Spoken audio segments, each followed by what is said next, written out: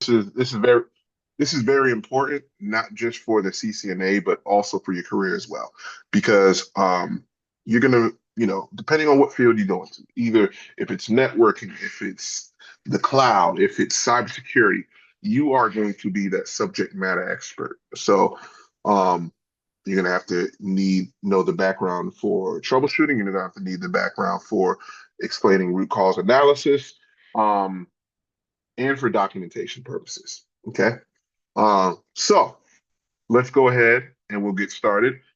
If everybody can become unmuted, I'm going to pick random people to answer the question. Um, I do have the answers to the left of me, but again, that does not stop.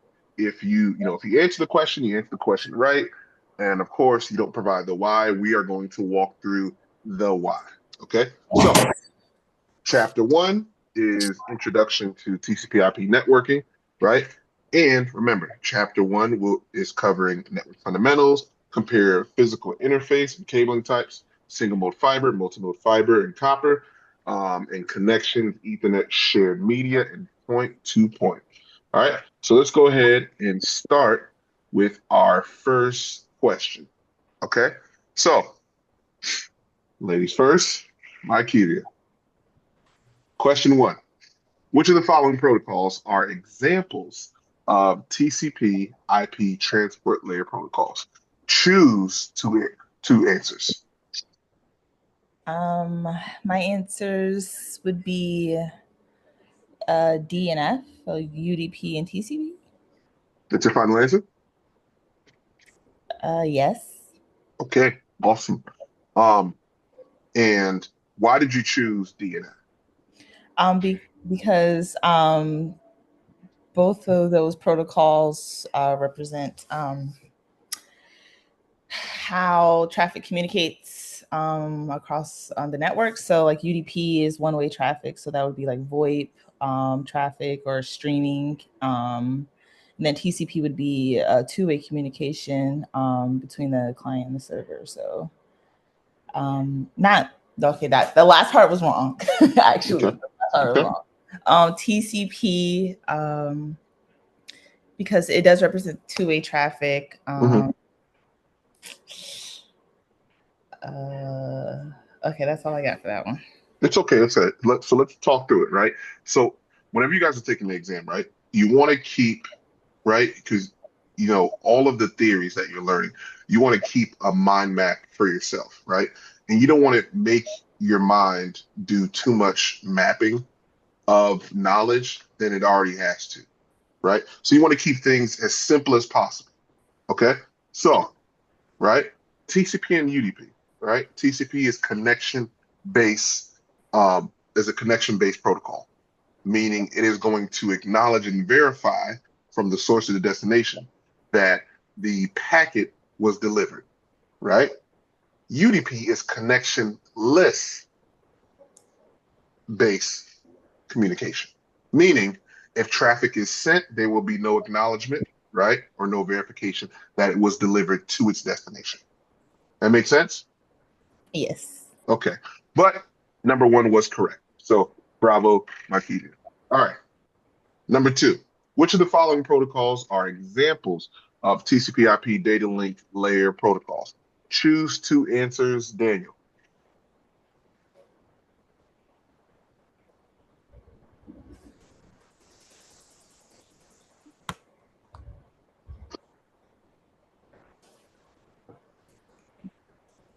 Hey, Daniel, you there?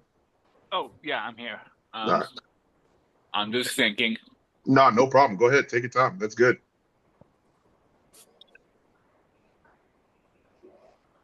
While you're thinking, I'll read the question again for everybody to think about this. Which of the following protocols are examples of TCP/IP data link layer protocols? Choose two answers. Yeah, I'm gonna use some elimination methods. So I know it's not B because B is an application layer protocol used for web browsing. Okay. I know it's not E as also an application I use for mail. Okay. Now, for the previous question, we know it's not D and F. That's on the transport layer model. So I'm gonna say Ethernet Okay. and IP because 802.11 is a standard for Wi-Fi. Okay. So explain to me, you said your two answers are is Ethernet and 802.11? No, I'm thinking Ethernet and IP because 802.11 is a standard in how we do wireless communications through for a network. Mm-hmm. So Okay. I wouldn't consider that a data link layer. When I think data link, I'm thinking of the MAC addresses, Mm-hmm. or you have layer two switches. Mm-hmm. So for the protocols, I'm going to say Ethernet and IP. Okay. So you're one and a half right, right? So what layer does IP exist at? Probably the fourth layer. IP? Well, that stands for internet. Or no, that would be, see, that's internet protocol. Mm-hmm. What layer does that exist at? Oh, this is, oh, this is the DoD model here we're looking at.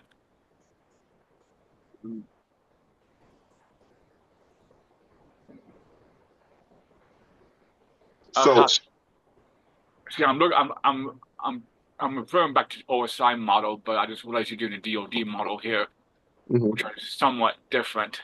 okay. Because in the DoD model, you do have an internet layer, Yep. but Yep. in the OSI model, you don't. Yep.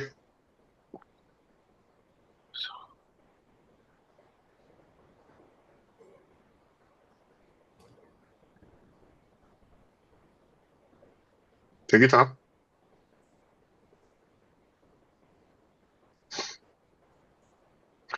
While Daniel is looking that up, I'm going to go ahead and pass it to Gary. Gary, what do you think the two answers are? Well, as probably everybody else guessed, I did actually have my guess. So it's not a guess, actually, I should say. My answers that I will choose for the question number two are Ethernet as Hmm. the number A, and Okay. the G as 802.11. Okay. Um, so they both would be the data link layer protocols. Hmm. The reason behind is the Ethernet itself defines the physical medium like the cat, like sex, fiber, Hmm. and Hmm. so on. Um, so as the 802.11, because it basically defines the medium, how the wireless works, like over the Wi-Fi, like radio frequencies and stuff. Right. Um, and can I answer you why it's not IP, or I'll leave it there? Nope. You just leave it there. So, um, that is correct, but your why just needs some adjusting, right? Okay. Right. So your so remember, layer two provides the rules before before Mm. getting put onto a physical medium, Okay. right? So Ethernet, right? If we're talking about layer two and data link layer, right? What are things that need to be defined at layer two before putting things onto a wire? We need to know MAC addresses. We need to know Yes. speed. We need to know duplex. Okay. We need to know all of these things. We need to know, I don't know if I already said MAC addresses.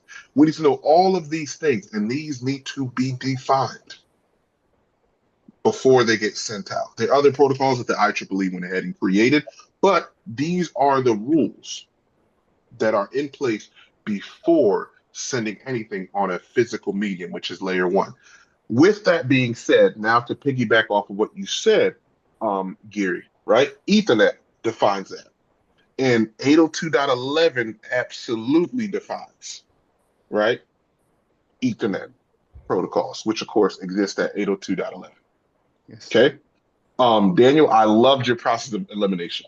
Amazing. This is what you guys need to do on the exam, right?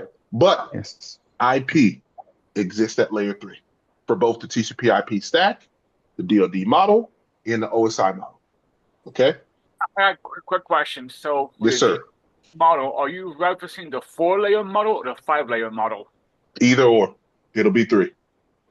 Because on the DoD model, the third layer is host to host, which maps over to the fourth layer on the other side, which is transport. Let me take a look at that again. Hold on, give me 1 second. And let me ask you, why are you looking at the DoD model for the CCNA? The DoD model that's where I've got TCIP model from with the DoD, basically. You gotta remember, the TCIP model was created by the ARPANET Foundation, ARPANET, which was Department of Defense, before it was released to open public. That's correct. You are absolutely correct. Okay. So Daniel, I get where you were going, right? And that is correct. And thank you for correcting me. For the CCNA, you do not need the DoD model. Okay. Okay. For the CCNA, it is the TCP/IP stack and the OSI model for reference. Make sense? Yes, sir. You know, and the reason why I'm making a point here, guys, is because I used to fall for I love learning. I mean, it can be anything. I love learning. Even with my niece, she'll teach me something and I'll be like, ooh, I didn't know that. But, right, you need to cater to the exam, right? If the exam's content doesn't, let's say, bring up SD-WAN, right, for the CCNA, right, and SD-WAN strategies or what have you, why am I thinking about SD-WAN? Why am I thinking about BGP for a CCNA exam? That is in none of the objectives or any of the content. Okay, so just remember that, guys, because I don't want your mind to go, go left or go somewhere it doesn't need to be when you already probably have to remember the entire exam already. Okay, and just to because Daniel, thank you for that correction. Let me show you guys what he was talking about for the DoD model. So if we come here, this is the DoD model right here, right? Is that correct, Daniel? Correct, yeah. Okay, so we have the DoD model process and application. Using the OSI model as a reference, as it always is, it is the top three layers, right? If we go ahead and look at layer 3 for the DoD model, transport, it maps to transport, right? And of course, layer 2 for the DoD model is, of course, layer 3 for the OSI model, and of course, the link layer, right? Layer 1 would both encapsulate data link layer and the physical layer. Okay. All right. So let's go ahead and get back to it. Question number 3. Oopsies. The process of HTTP asking TCP to send some data and make sure that it is received correctly is an example of what, DeMarco? Let me see. Mm-hmm. So I'm gonna do a process elimination because I'm kind of thinking same layer interaction and adjacent layer interaction. It probably can't be the same thing. Okay.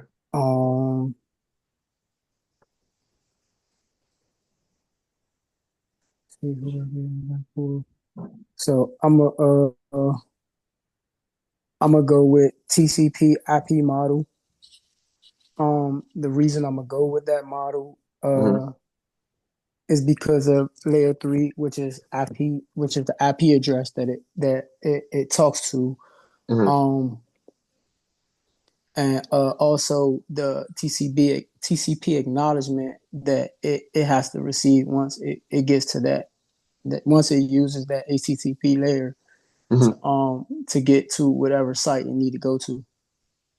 Okay. Okay. All right. So let's stick with this, right? So I appreciate you telling me the why, right? But let's read the question for what it is. Okay. The process. Let's stop right there. The question is asking you what is the process. It's not asking you what is the model. Got you. It's not asking you what the model is. It's asking you the process. Okay. So if it's not asking you what the model is, you can go ahead and process elimination, knock out C. Okay.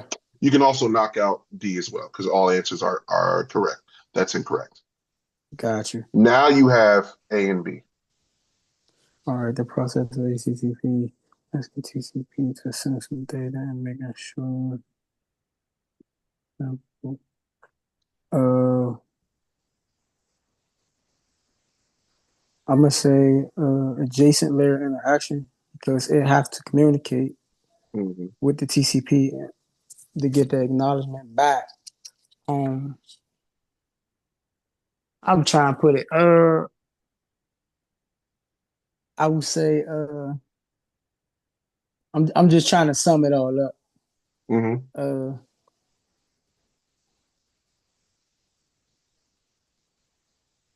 So let's break it down together, uh-huh. right? Uh-huh. What is the difference between same layer and adjacent layer? So same layer is If we're talking about two hosts, one uh PC and one PC, uh what is same layer interaction? so same layer interaction would be on the same with information traveling on the same side. We're talking about layers. You get a little bit more technical, right? So if I send you, right, if I'm sending traffic, right, sending data, Uh-huh. and I'm communicating via layer 7, okay, Okay. Okay. and I'm communicating to the other host via layer 7, what is that? So if you communicating layer 7, which that's application. Hmm. Um And I'm communicating with my destination at layer 7 as well to interact with it. What is that? Wait, can you repeat that? Okay. So if I'm communicating, right, from Uh-huh. layer 7 on my Uh-huh. PC, and I am trying to communicate with a destination or your PC at layer 7, right? Uh-huh. So that'll be same layer interaction. And it's same layer interaction because we're communicating Okay, at the same layers, right, right? right. Okay. I got you now. Okay. So guys, so this is an important part I wanted to break down, and thank you, DeMarco. No problem. Guys, the exam will be very difficult, but breathe and slow it down whenever you're doing this, okay? Um, whenever you guys are reading, right, and taking your course that you're taking, you guys are taking in the information, whether you guys know it or not. Your subconscious is doing it, but you have to. One of the things I told Mike Kevia and Donovan whenever they were training for their Fortinet is that you have to break down the question because you know the answer. The goal of the exam is to see if you're resolute or if you're not. Okay, Gotcha. so exactly what Daniel did, exactly what Markevia did, exactly what Gary did. You break down that question. If you're for sure, answer the question. If you're not sure, break down that question. Process of elimination. Then once you have, all that you can break down, now break down the words for what it is. Same layer interaction. Okay. So OSI model to OSI model in regards to host. I'm assuming that's, communication via the same layer with an OSI model. But adjacent, the word adjacent means next to, right? Or neighboring. Okay. Gotcha. Right. Layer 7 to layer 7 isn't adjacent. It's the same. Same way. Layer 7 to layer 6 would be adjacent. Layer 3 to layer 2 would be adjacent because they're next to each other. Make sense? Yep. Okay. All right. All right. Let's go ahead and move forward. So question 4. Let me sorry. Oopsies. Yeah. Oh, didn't mean to do that. Okay. Can I? All right. Well, we're gonna have to do that. Can I? Nope. That's not gonna work. All right. So question 4. I'll just read it off. So the process of TCP on one computer marking a TCP segment as segment 1 and the receiving computer then acknowledging the receipt of TCP segment 1 is an example of what? Okay, your answers, I'm going to read it off to you, is data encapsulation, same layer interaction, adjacent layer interaction, TCP/IP model, and all of these answers are correct. Daniel, I'm going to swing it back to you. Give me a minute. No problem. And let me know if you need me to scroll up and down.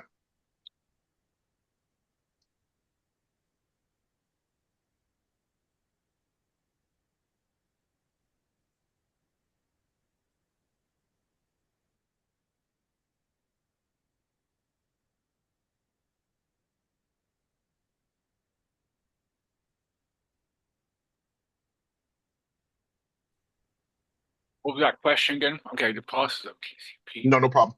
So the process of, let me know if you want me to read it or if you're just going to read it on your own. Process of TCP.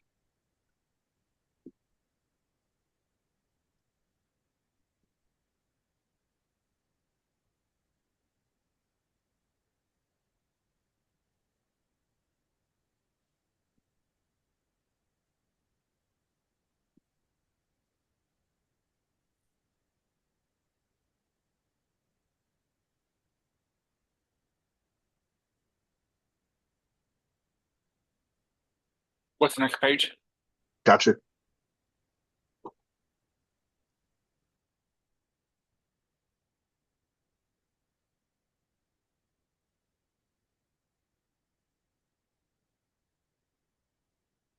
I'm going to say it's the same layer interaction because you're still dealing with one layer, which is still within with the within the TCP handshake there. Mhm. So I wouldn't think that's data encapsulation because data encapsulation you're moving up and down the layers Mhm. on how the data is wrapped or unwrapped. Mhm. Okay. We know it's not adjacent layer because there's nothing in there that specifically states what other protocols are in place. Mhm. So I'm gonna say it's same layer interaction. Okay. All right. Awesome. That is correct. Great breakdown. And DeMarco, this is exactly the example that I used, right? One PC to another, communicating at the same layer interaction. Make Got you. sense? Yep. Okay. All right. So, question 5. All right. The process of a web server adding a TCP header to the contents of a web page, followed by adding an IP header and then adding a data link header and trailer is an example of what, Donovan?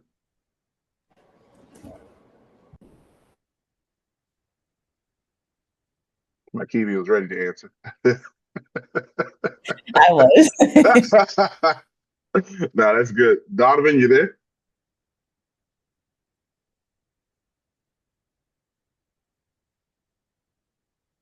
My Kiwi may have to text him. Yeah. Yeah. Or I can answer it, either or. Okay. Nah, you already answered one. I'll wait for chapter 2 for you. Yasin, you there? Yeah. Okay. Give a shot at chapter 5. I mean chapter 5, question 5, and tell me the why for whatever answer you pick. Process.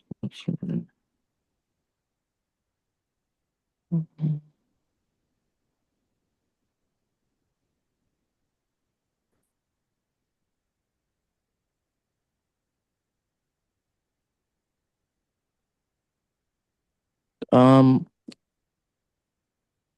I'm just gonna go ahead and say data encapsulation. Okay. Why? Because it mentions the encapsulation process. It mentions adding a IP header and then adding a data link header. These are all not on the same layers of the OSI model. So I can't say that it's same layer interaction. Mhm. Um, yeah, um, that's pretty much it. Okay. Mike Hevia, Yes. is he correct and why? Yes. It is data encapsulation. Because as he mentioned, you're adding an IP header and most likely a footer before the packet is sent to the recipient, and it and they do de-encapsulation, I guess.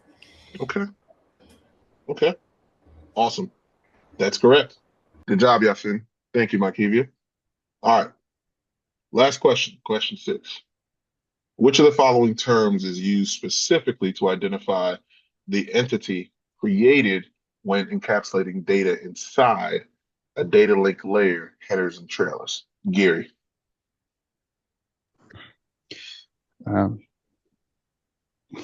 Just reading through and thinking about it. No problem. Take your time.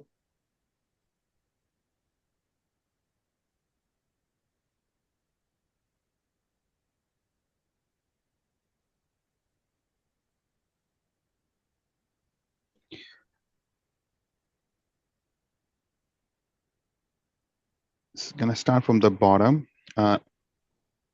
Answer E is the packet, which basically sits at the layer 3. Segments are layer 4. Chunk is not even it's just basically a made up. Now I have 2 left, which is data and frame. I know frame is at the data link layer, which is the layer 2 on the bottom. Just a bit confused about the data. I think it's just been put it there. Just for sake of confusing. But I'll go with the frame because it resides at the layer 2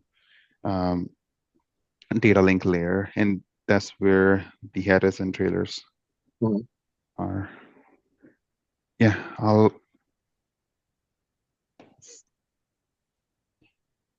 So what's your answer? It is the D, which is frame. Okay. So I saw you do process of elimination. Let me ask you a question. What does the question mean when it says the entity created when encapsulating data inside the data link layer?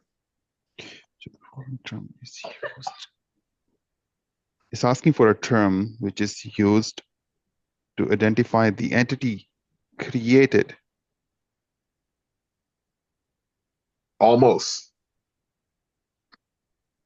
The entity created when encapsulating data inside the data link layer.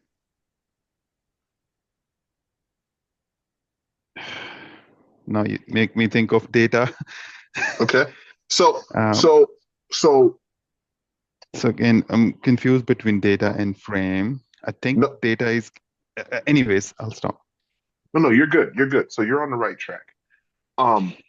This is the technique I want you guys to understand is, and what the book is trying to teach you guys is that the exam is going to add extra words that you may or may not know. Okay. So of course it's saying the entity created when encapsulating data inside the data link layer.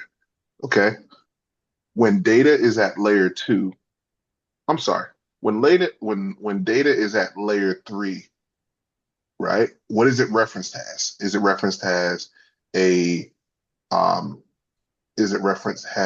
segment, or is it referenced as a packet at layer 3? Packet. Okay. That means when data is at layer 2, encapsulated with its layer 2's headers and trailers, what is it called? Frame. Boom. That's your answer. Okay. Yeah, that few words there in the question does really confuse you. Like starting from identifying the entity created. Right. And also too, right? You can break this down. It gave you a little nugget. It said encapsulating data inside the data link layer. Boom. Yeah. Right. Then you already know. You should already know your answer after that. The way that I answered it, I remember from the time when I read, there is a part in the book when you reference each layer. Yeah. And what the terms are there, like segments, frames, and packets, and so on. Yeah. Yeah, that was good. That was good. All right. Quick question. Where did you buy your book from? Cisco Press. You got it from informant.com. I got Pearson. it from no, I got it from Cisco Press. Yeah, it's the same company. Informant, Pearson, Cisco Press are all owned by the same entity. I noticed a difference between the one that Informant has, which is what Amazon has, and Amazon has an extra question there I don't see on yours. Mm-hmm. Do you have second edition? No, still first edition, same edition as you have, volume one. No, no. So do you have the first edition or second edition of the book?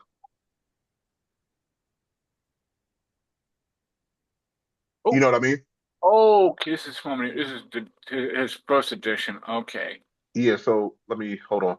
That's the reason why I asked it. Yeah, so it's second edition here. okay. Yeah, yeah.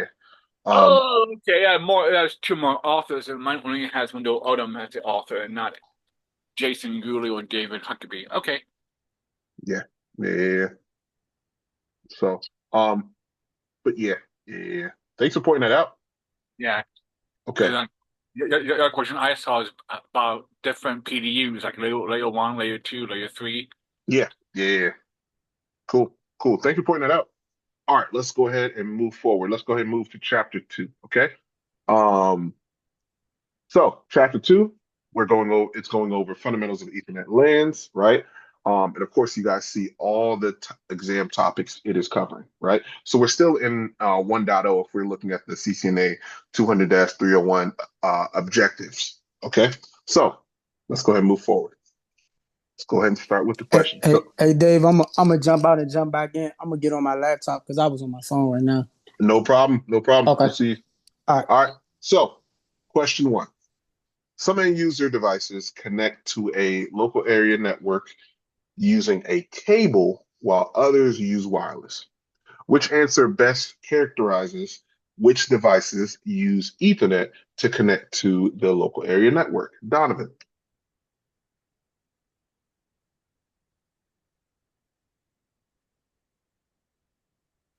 Okay, 1 second. Hold on. Take your time.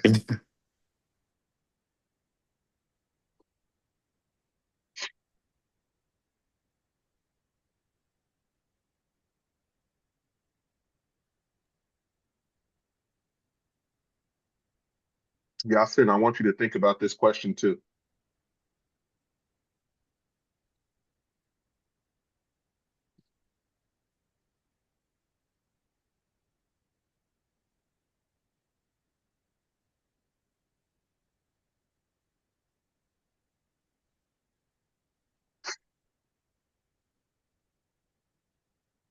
All right. Okay.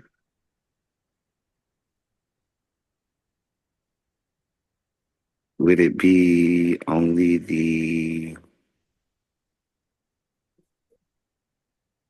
A? Why? Um, am I like really saying this?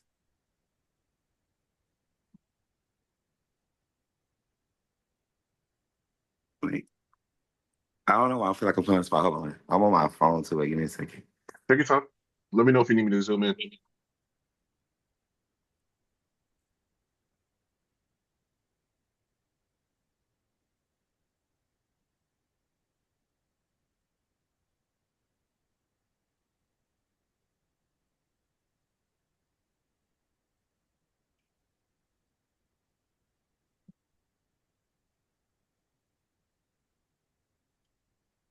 I mean, if you're connecting to the LAN using the Ethernet cable, Mm-hmm. I mean, you can't use wireless. If it's wireless, it ain't no Ethernet cable. So that's why I say A. Boom. Perfectly said, guys. That's the correct answer. Perfectly said. The question is asking some end user devices connect to a LAN using a cable while others use wireless. Which answer best characterizes which devices use Ethernet to connect to the local area network? Ethernet isn't 802.11.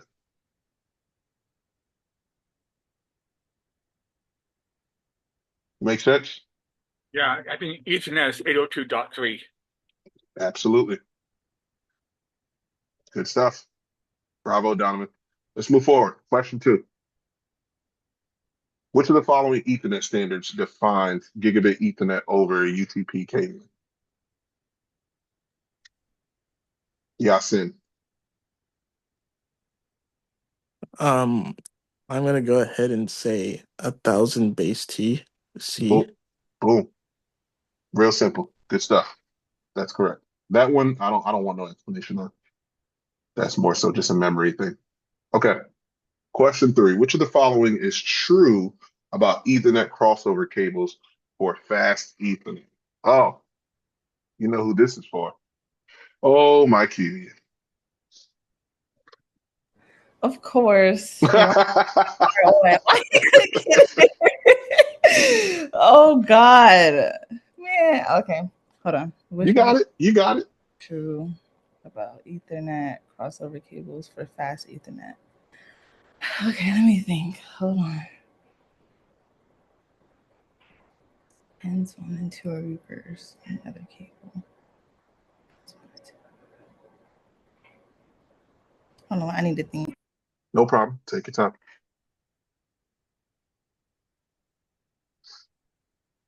I want everybody to think about this, right? Here's what I'll say while you guys are thinking. Think about whenever you guys are watching TV, probably one of your favorite shows, and there's a crossover event. Different characters, different universes, right? They aren't the same universe. They're different universes. Just think about that when we're thinking about this question.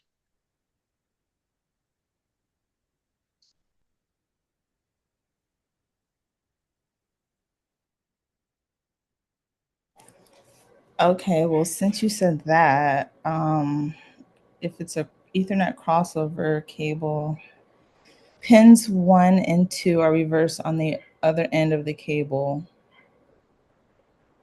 Pin Okay. 2.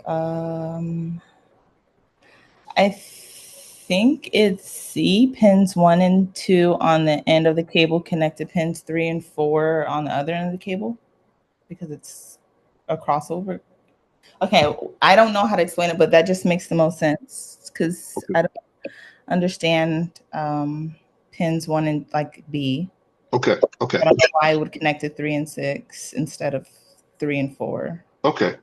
So I'm gonna give I want to hear, give me 1 second. So that was good. Okay. And I hope my little example, I know is probably wonky. I hope it helped. Okay. So this question is twofold. Which of the following is true about Ethernet crossover cables, right? For fast Ethernet. Okay. Ethernet crossover cables for fast Ethernet. Okay. Let's go ahead and do this. 1 second.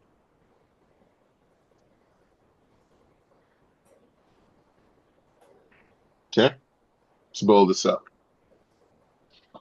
Fast Ethernet is 100 megabits per second, correct? Yes. Okay. Here are your pins. Oh, so B was correct. That's correct. So what Ethernet uses the crossover 3 and 4, or is that not anyone? No, it is. It is. So let's actually dig into it, right? First things first, let's take a look at this, right? Right? The host that transmits on pins 1 and 2, PC NICs, routers, wireless access ports, all right? The hosts that transmit on pins 3 and 6, and again, we're still talking about 10 base and 100 base T, hubs and switches. Okay. All right. So whenever we get to 1,000 base T, that's when the other pins come into play. Right. So we have 1, 2, 3, 6. That's the first 4 pins. Right. That was the pins that were used for 10 megabits per second and 100 megabits per second. Once we move to 1,000 base T, right? Because of course, this is what enables bi-directional communication using full duplex. Now we're using other pins. We're using pins 4, we're using pins 5, we're using pins 7, and we're using pins 8. You would think it would be 4, right? Right after 3, it'd be 4 and then 5, but no, no, no. Pair C, right? Pair B is 3 and 6. Pair C is 4 and 5. Pair D is 7 and 8. Oh, okay. That's understandable. Okay. But that was a good thought process. I like that. Hopefully my example helped. And that's what I used to go ahead and do a mind map in my brain. Okay. All right. Good job. Let's go ahead and move to question 4. So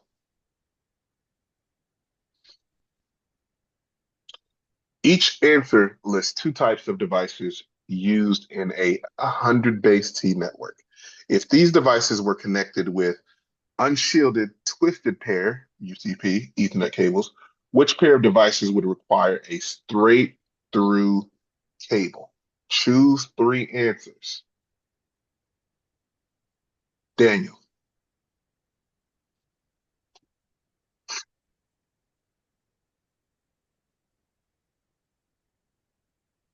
Okay, let's see.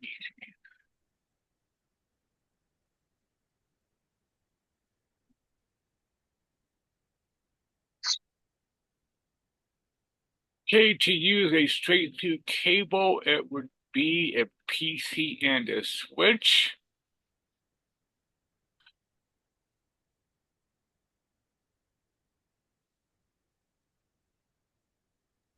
A router and a hub.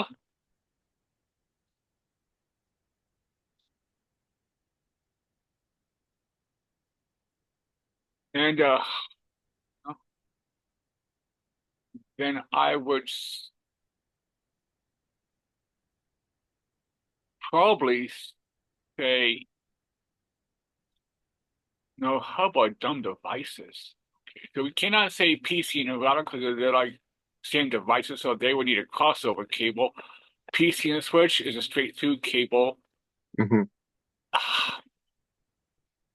Yeah, this is a tough one. I'm not sure about C or D, but I know for E, you normally connect an access point to a trunk. We're not talking about trunking. Well, yeah, with cable types. Mm-hmm. So I imagine with the wireless access point, that's similar to what a switch would do, so that also would be a crossover cable. Okay. Keep talking through it. You're close. I like your thought process. I don't know about C or D because hubs aren't used anymore. Okay.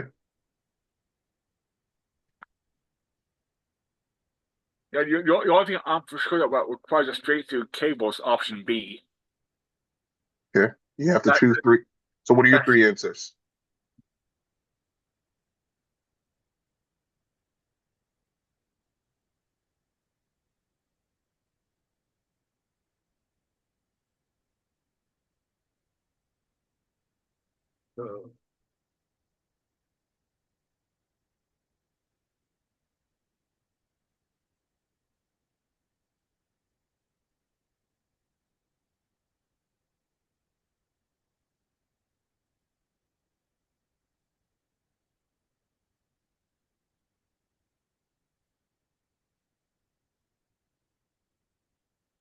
I guess C and D, you also will use a straight through cable too, since a hub is a dumb device.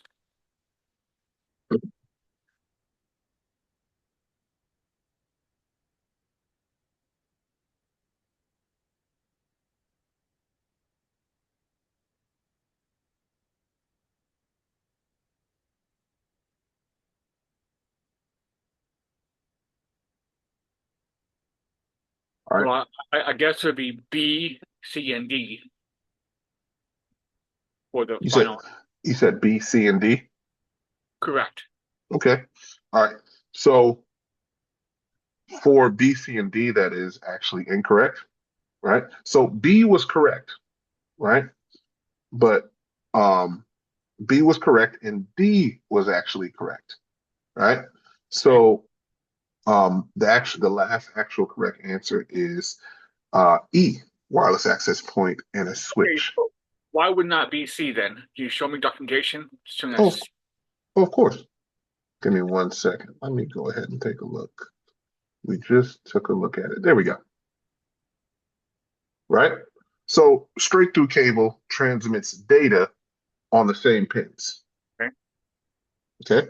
So it's asking you for 100 base T and 10 base T, right? Where would a straight through cable work? Okay. So piece, and I think let's go back. You said B.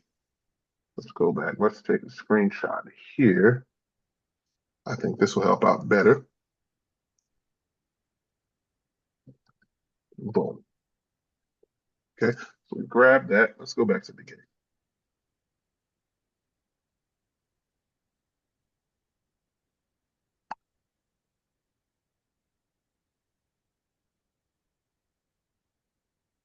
Okay. And this question actually is the answer is trying to throw you off. So we said the correct answer is B, D, and E. Correct?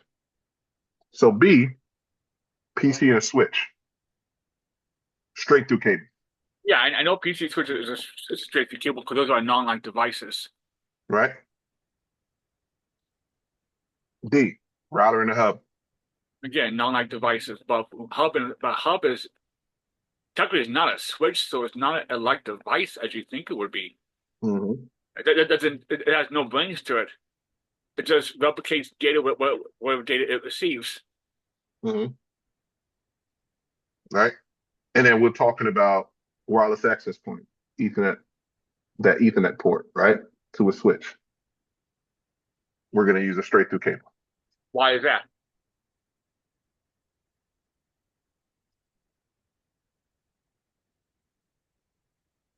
Look at look at I look at think the of answer. Hold on. Look at the answer. Wireless access point, Ethernet interface.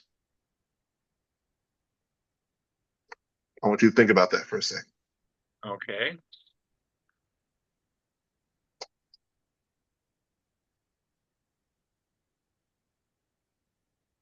Okay, I think as a wireless access point, like almost like a switch, because multiple devices are connecting to it. Absolutely. So then a wireless access point connects to the switch. So I think as like those are like devices. So wouldn't that be a crossover cable then? It If would they're not. Ethernet. Ethernet. Can I? Hold on, Gary. Give me 1 second. I'm okay. Go ahead. I got you. I got you. But Ethernet. maybe help if I can see a diagram of the pinouts of the wireless access point versus the pinouts of a switch. I got you. I'll get that to you.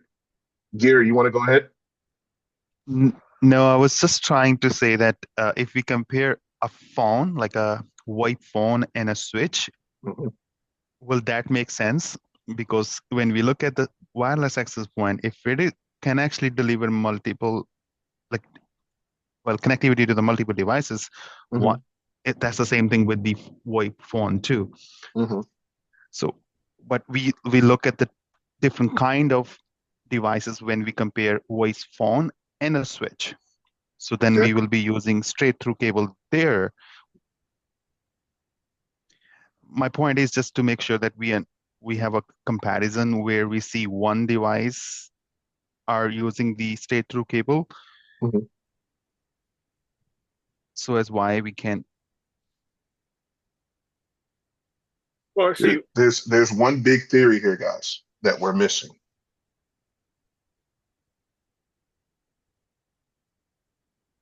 yeah, Think about on those think VoIP about this. on those VoIP phones have a built-in switch, so the crossover is done inside the phone itself. Nope. No, you're right, but no. As far as the reason why the answers are correct. Let's take a look at the chat.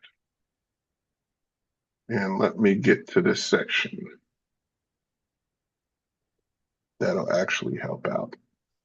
Where is what's this?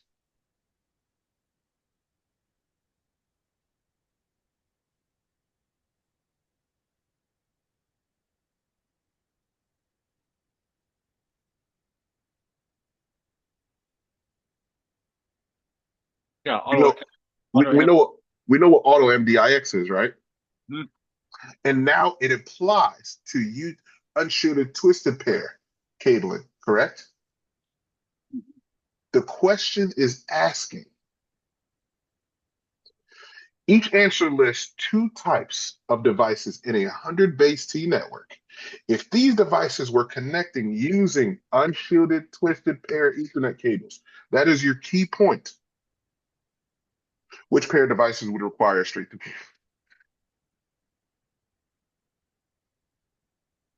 See, it threw you for a loop, right?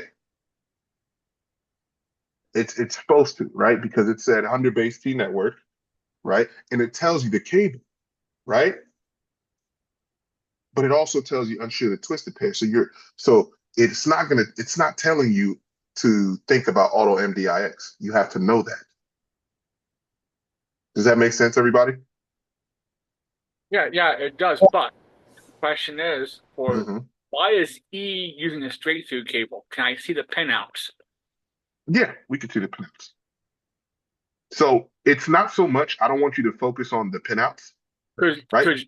because with auto MDIX, you can use any type of Ethernet cable you want, either straight through or crossover, and it'll still work. Because That's the auto correct. MDIX will censor it. But Hmm. what if auto MDIX was never created, or you're working with older equipment that does not support auto MDIX? I hear you about your thought and your theory. We're talking about actual theory within the exam. So it's asking 100 megabit per second, right? 100 megabits per second network. We're using an unshielded twisted pair cable, right? Ethernet cable, right? And it's a straight through cable. What is going to work? It already told you the cable. It didn't say, hey, think about a crossover cable. It said straight through cable. What is going to work? Well, with auto MDX, it also works then. With a That's straight. correct. But what's the best one? Right? Right? And let's break down this answer, right? So the answers were B, PC and a switch. They transmit on different pins, right? Correct. So we know that's a given right there. Okay, So those are not like devices, same for a router and a hub. right. Routers in the PC, right? Those are like Same pins. yeah, because they're like devices. Okay, all right. So what about C, hub and a switch? Same pins, right? Now, that I don't know. I don't know about a hub because hubs aren't used anymore. So I don't know if they use the same pins or not. They do. So within chapter 2, they explain that they do use same pins. I understand that hubs aren't used in any of our networks, right? But they do talk about it within the book, and Okay. it's key topics for the exam. So I understand what you're saying. You still have to learn about it. You know what I mean? I'm with you 100%, but you got to go ahead and learn about it, right? So let's keep going down, right? So let's go to D, router and the hub. Different pins, right? Correct. Okay. Question E, wireless access point Ethernet port and a switch. Different pins, right?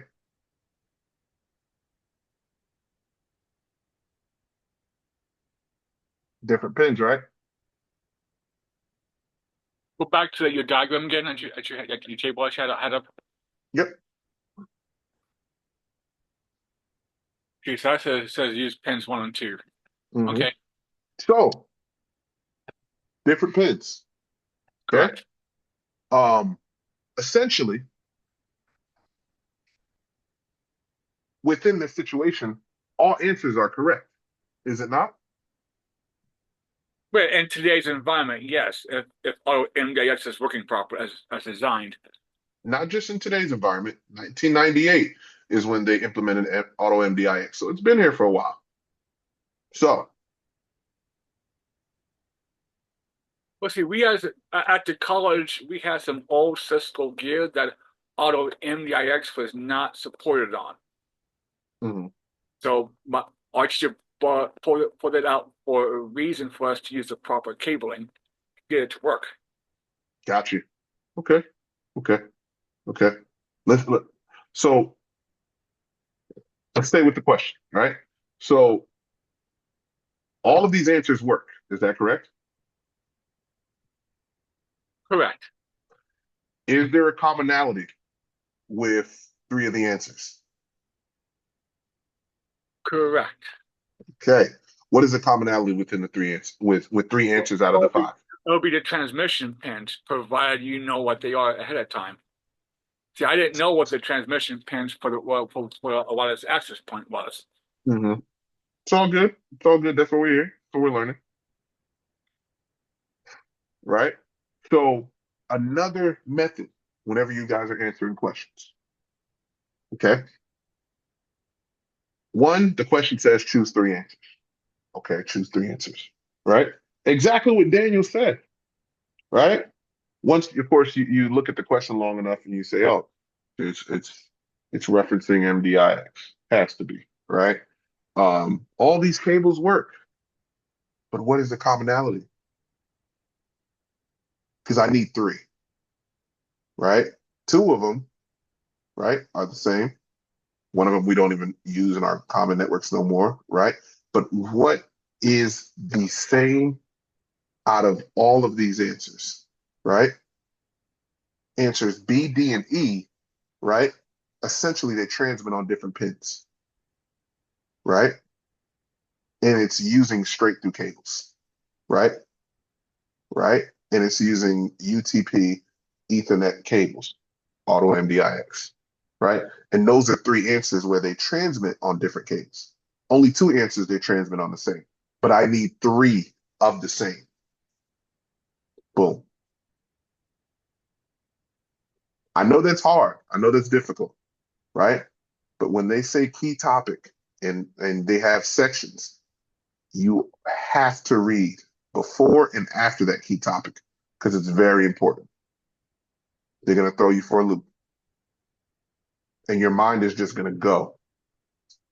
It's just going to go. Okay. All right. Good job, Daniel. Let's keep rolling. Okay. Question 5. Let me blow this up. Jesus, far away. I'm old. Which of the following are advantages of using multi-mode fiber for an Ethernet link instead of unshielded twisted pair or single mode fiber? Choose two answers. Gary. Thanks. Just reading through the question. Take your time. Donovan, I want you to think about this question as well.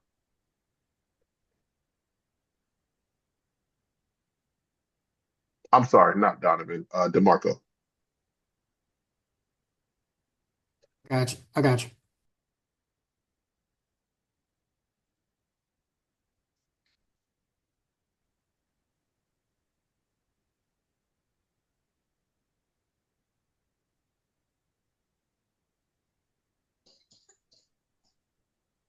So they ask for the two answers. Mhm. I'm going to eliminate the A. It says Okay. to achieve the longest distance possible for a single link. Why?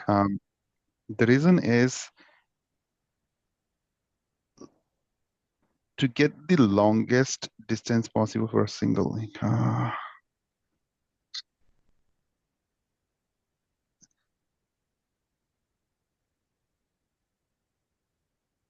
So they are asking for advantage of using multi-mode. So they want to use multi-mode fiber for an Ethernet link instead of Mhm. UTP or a single. So they don't want to use single mode, or they don't want to use UTP cable like untwisted Mhm. pair, but they want to use the multi-mode fiber.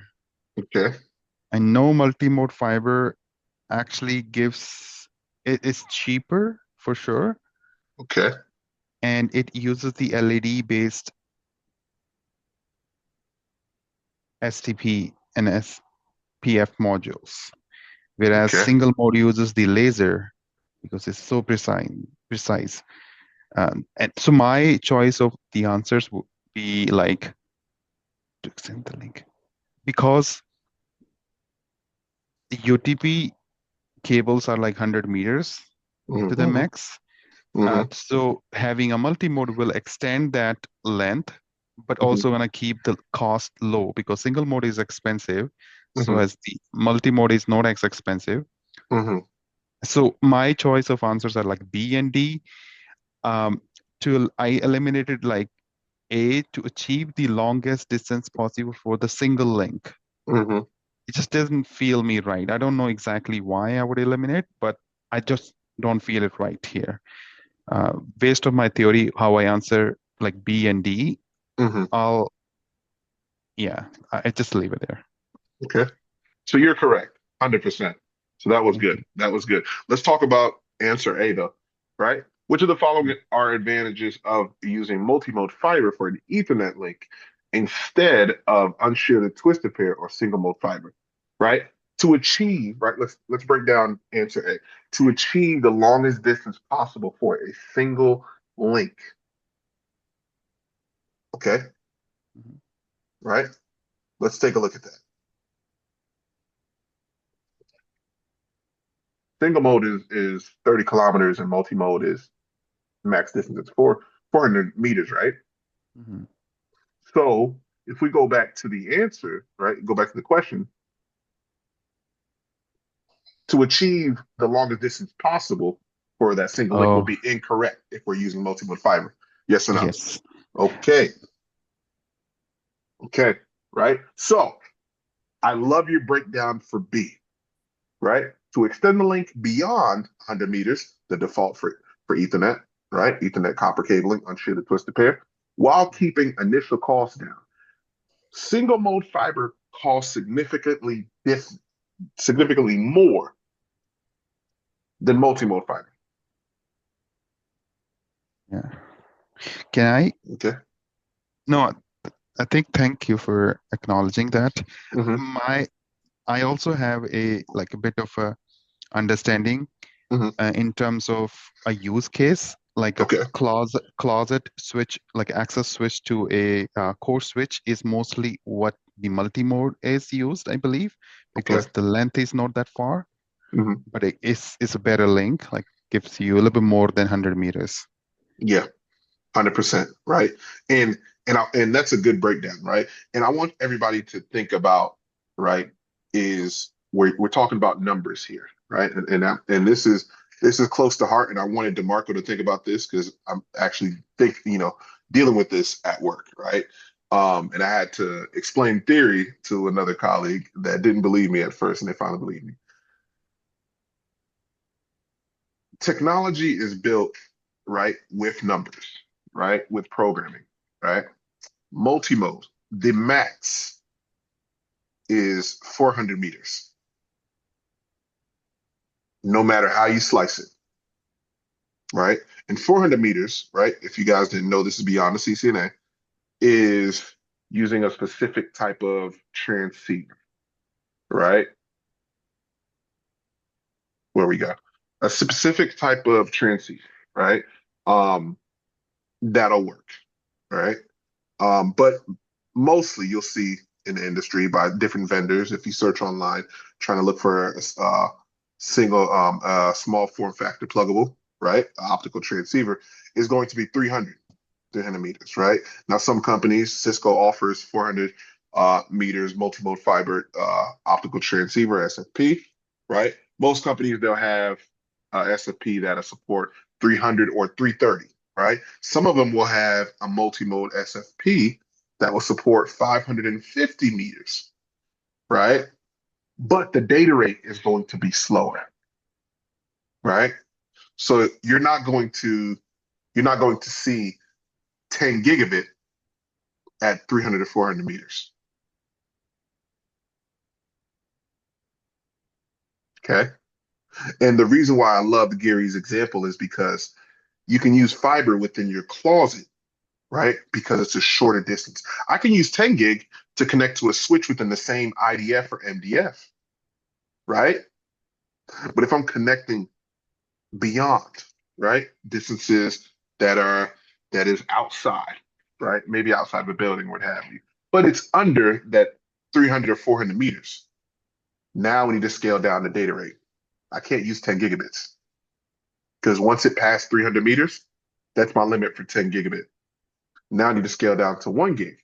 And now 1 gig can expand to 550 meters. Go ahead and look that up. All right. You guys can Google that and see the differences. Okay.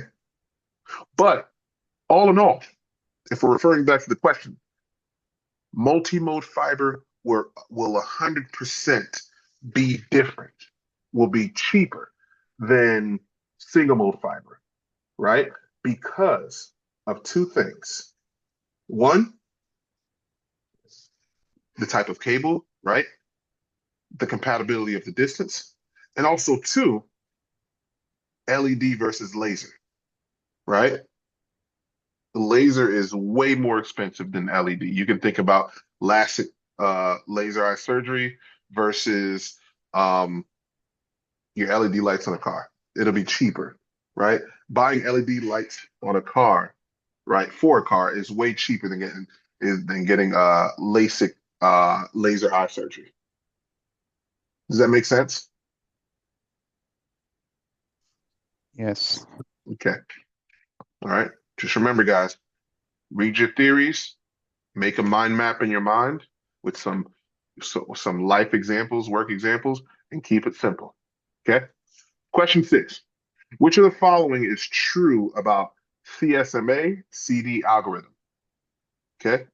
I'm going to give this one to DeMarco.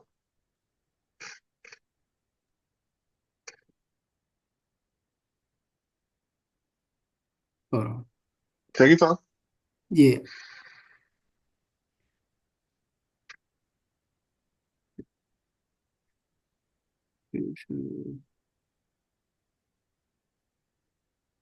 So which of the following is true about CSMA? The algorithm neither allows collisions to occur. Collisions can happen. So with that, I'm gonna go with A because it allows devices to transmit data over the same over the same link without like causing a collision, correct? Hmm. That's correct. Got you. I do have a question. What happens if a collision is detected? You tell me. Well, he answered question A, but question A, I think answer A goes more towards collision avoidance, not collision detection. So when there's collision detection, from what I can recall, Hmm. computers have some sort of hold timer before they start transmitting it again. That's correct. So I always put my money on B as being the correct answer versus A. Hmm.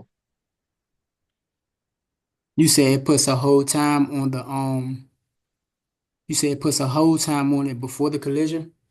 Okay. So computers they send data via a timer.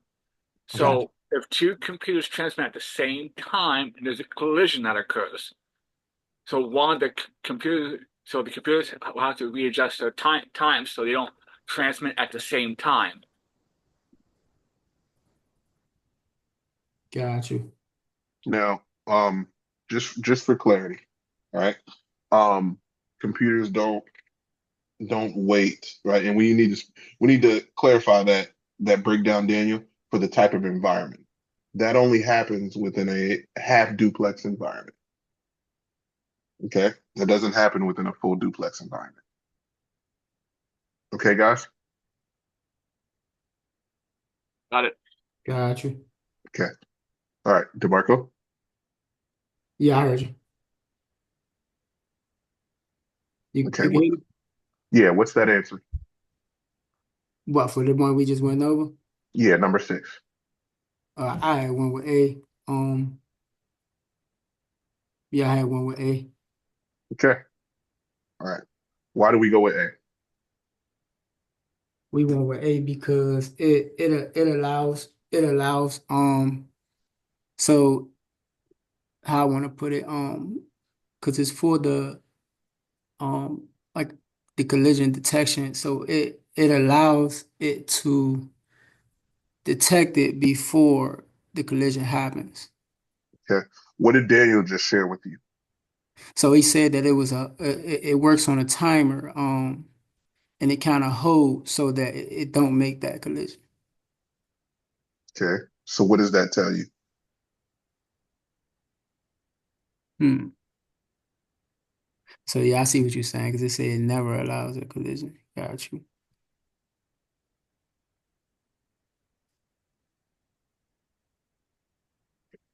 So So B, comparing what Daniel shared with you, uh-huh. what does that mean for CSMA and CD algorithm? Let me look at this answer. Mm-hmm.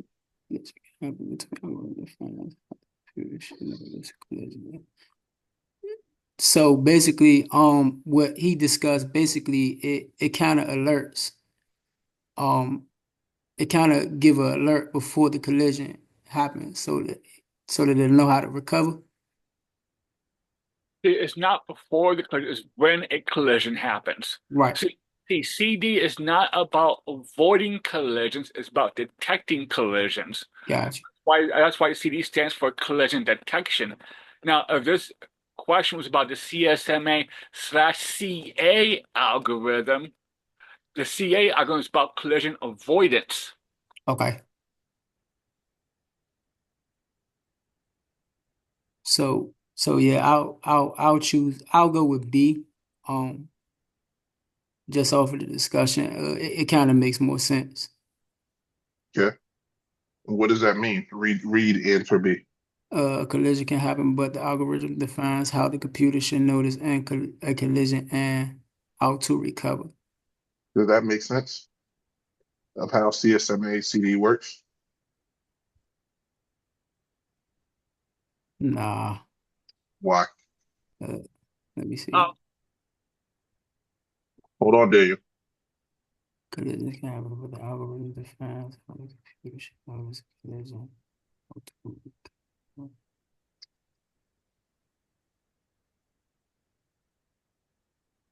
Yeah, I'll say yeah, it do make sense. Uh,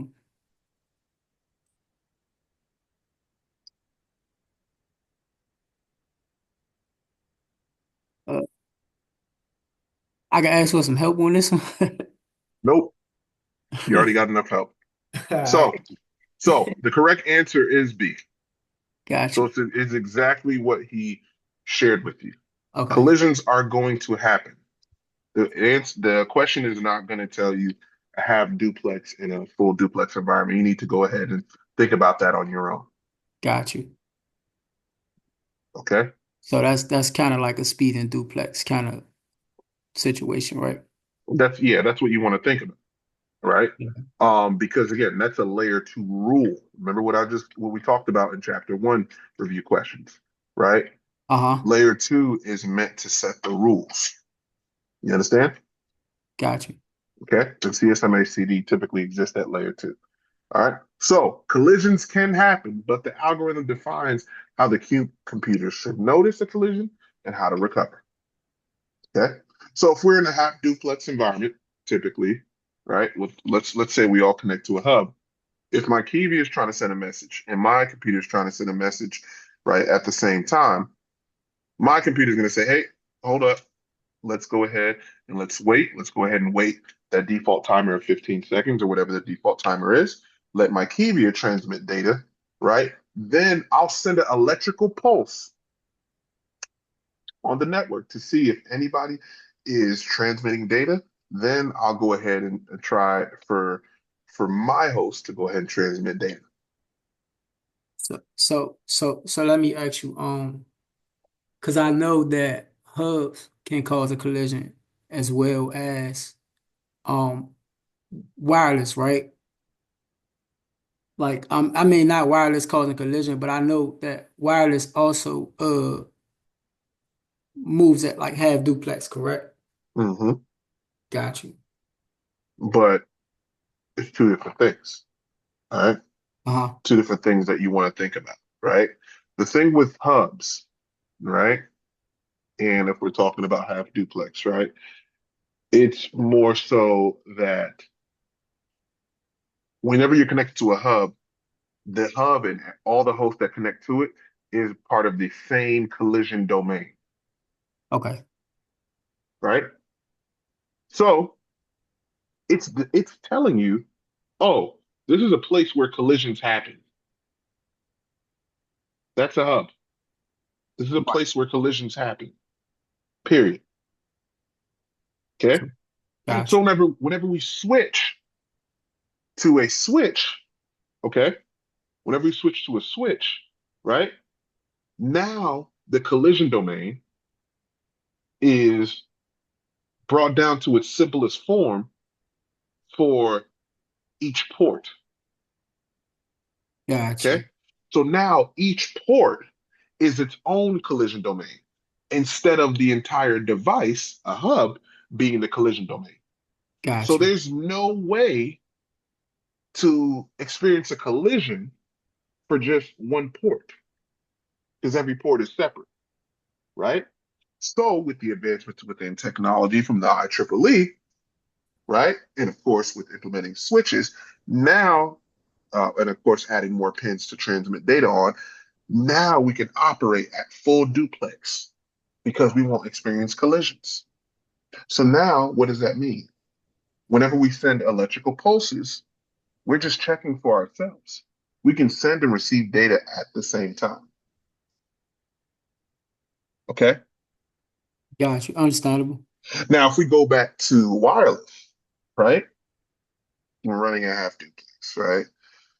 CSMA and CD, right? It comes into play to where if a Daniels wireless adapter, Donovan's wireless adapter, my Kivia wireless adapter, connecting to the AP. It's trying to send data, right? So maybe it's doing a HTTP set message, right? To whatever server it needs to send to. Daniel's sending data. Makivia is trying to SSH into a switch, and Donovan is trying to he's trying to TFTP firmware software, right, to a wireless AP. Somebody's going to have to wait, right? Because a collision is going to happen, right? But I need to know how to recover. Collisions can happen, but the algorithm defines how the computers should notice a collision and how to recover. CFMA CD. Does that make sense? Understandable. Okay. All Now, right. you mentioned something about Wi-Fi. Well, Wi-Fi runs off the CA algorithm, not CD. No, it still runs off of CD. No, it doesn't. It No. does. Are you sure? Yes. So whenever it connects to the switch, it runs off CD. Whenever it's in the air, it runs off CA. Okay, so in the air is CA then. When That's correct. other computers communicate via wirelessly, so that's a CA environment versus CD environment. That's correct. Okay, so it does both. Yes, that's correct. All right, let's move to question 7. Which of the following is true about the Ethernet FCS field? Let's give that to Donovan. I haven't heard you in a while. Okay. Um, so it's not 2 bytes. I think it's like 4, so it's not B. It's not used for encryption, like it might just detect. I love this. I love this process of elimination. This is good.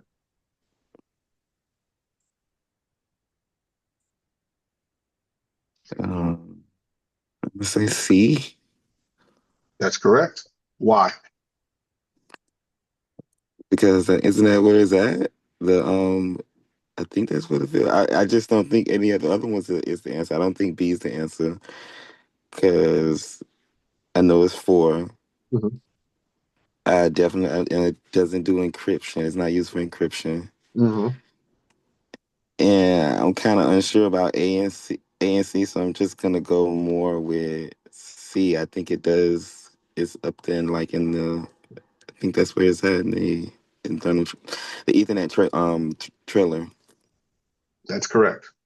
Kept it simple. FCS exists in the Ethernet trailer, right? Easy. Okay. Question 8. Which of the following are true about the format of Ethernet addresses? Let's go with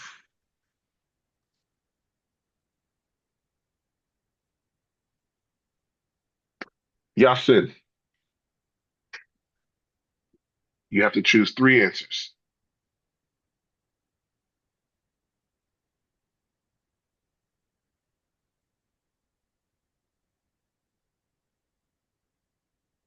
Yasin, you there? Yeah, sorry. No, you're good. You're good.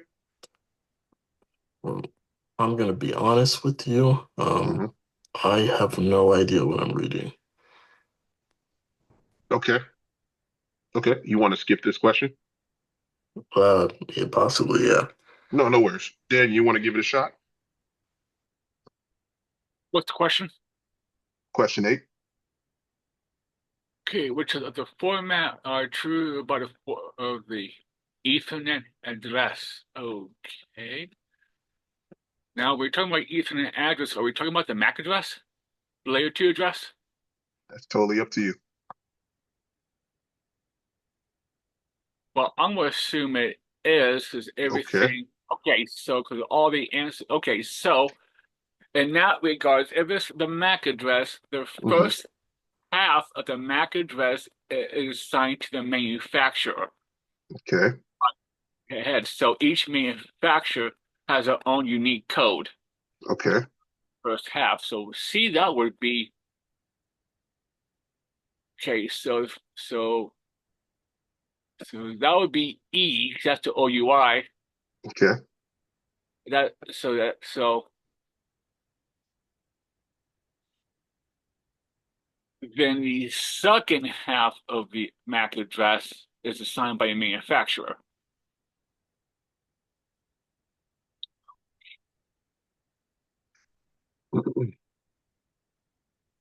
So the E would be correct.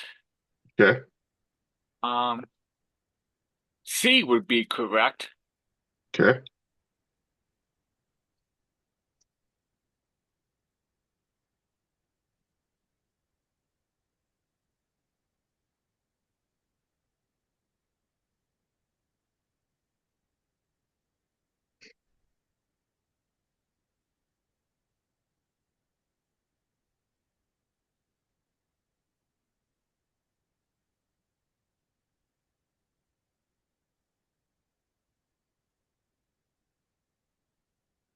Oh, and thanks for sharing that link.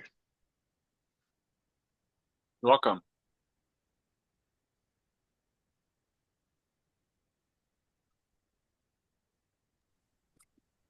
I think I get what's going on here now. But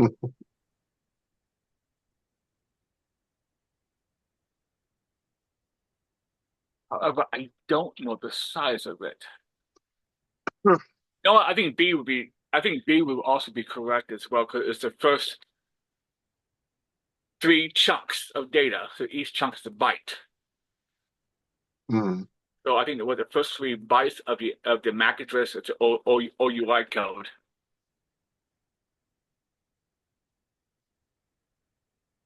Okay. That's your final answer? Yes, sir. Okay. So you said B, C, and E. Correct. Can you explain why again?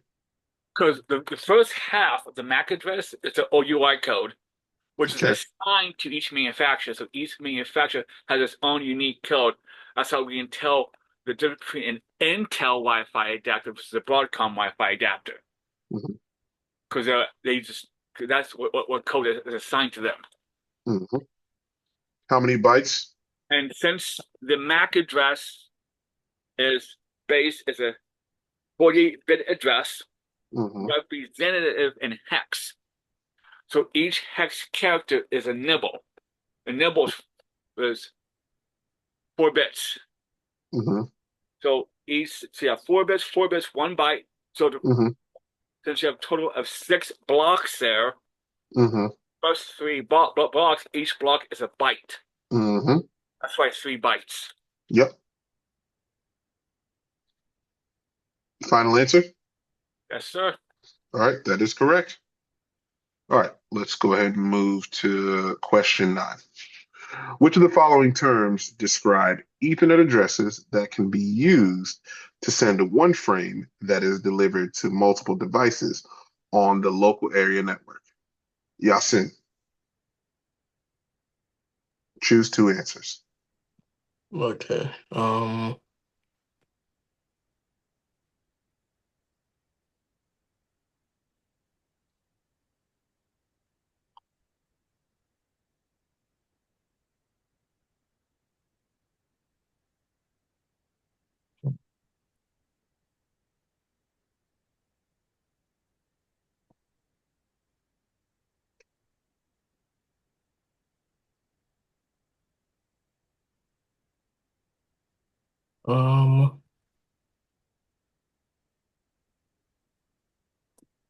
Brains drawing blanks. This should be easy though. Take your time.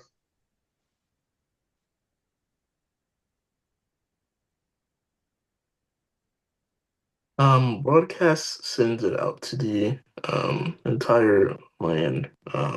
So broadcast is going to be one of the answers. Um,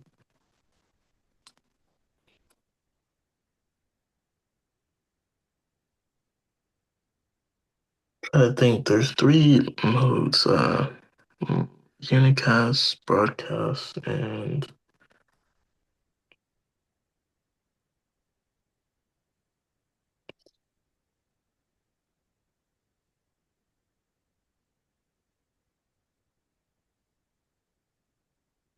Gary, I want you to um, think about this one as well, Gary.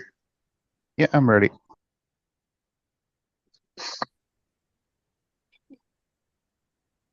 I'm just gonna go with C and B.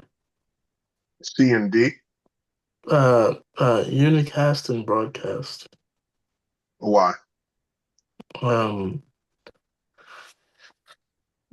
Broadcast being because it sends it out or it like floods the frame, and then I Floods the believe frame. Floods the frame where?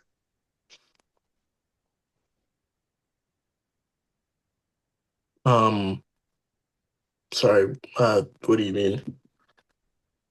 So the question is saying one frame is delivered to multiple devices. You said you chose answer C, broadcast Yeah, address. And your explanation was broadcast floods the frame. Where does it flood the frame? out of basically to everyone there that's not itself. Good. Okay. What about unicast? Why'd you That's choose that where one? that's where I've kind of tripped up on. I don't remember multicast being a thing, so I kind of just went with unicast, but I'm missing one more. Um, there's like 3 of them. I forget the last one. Okay. It might So, be a so thing, but let's so Yasin, let's work on it together. Right. So let's take a look. All right. And let's take a look at this. Let's see if we see it. Where's that section? And let's break it down. Boom, boom, boom, boom.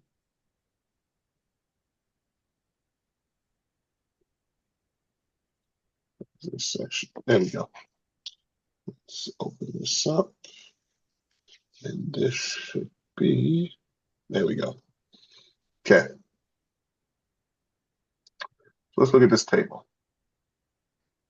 All right. Know about a MAC address, right? Know about this, but let's talk about this, right? So you chose unicast, right? This is a term for a MAC address that is It's represented single. by a Yeah, single. it's not that then. I guess it Okay. is multi. Let's talk about broadcast, an address that means all devices that reside on this local area network now. Okay.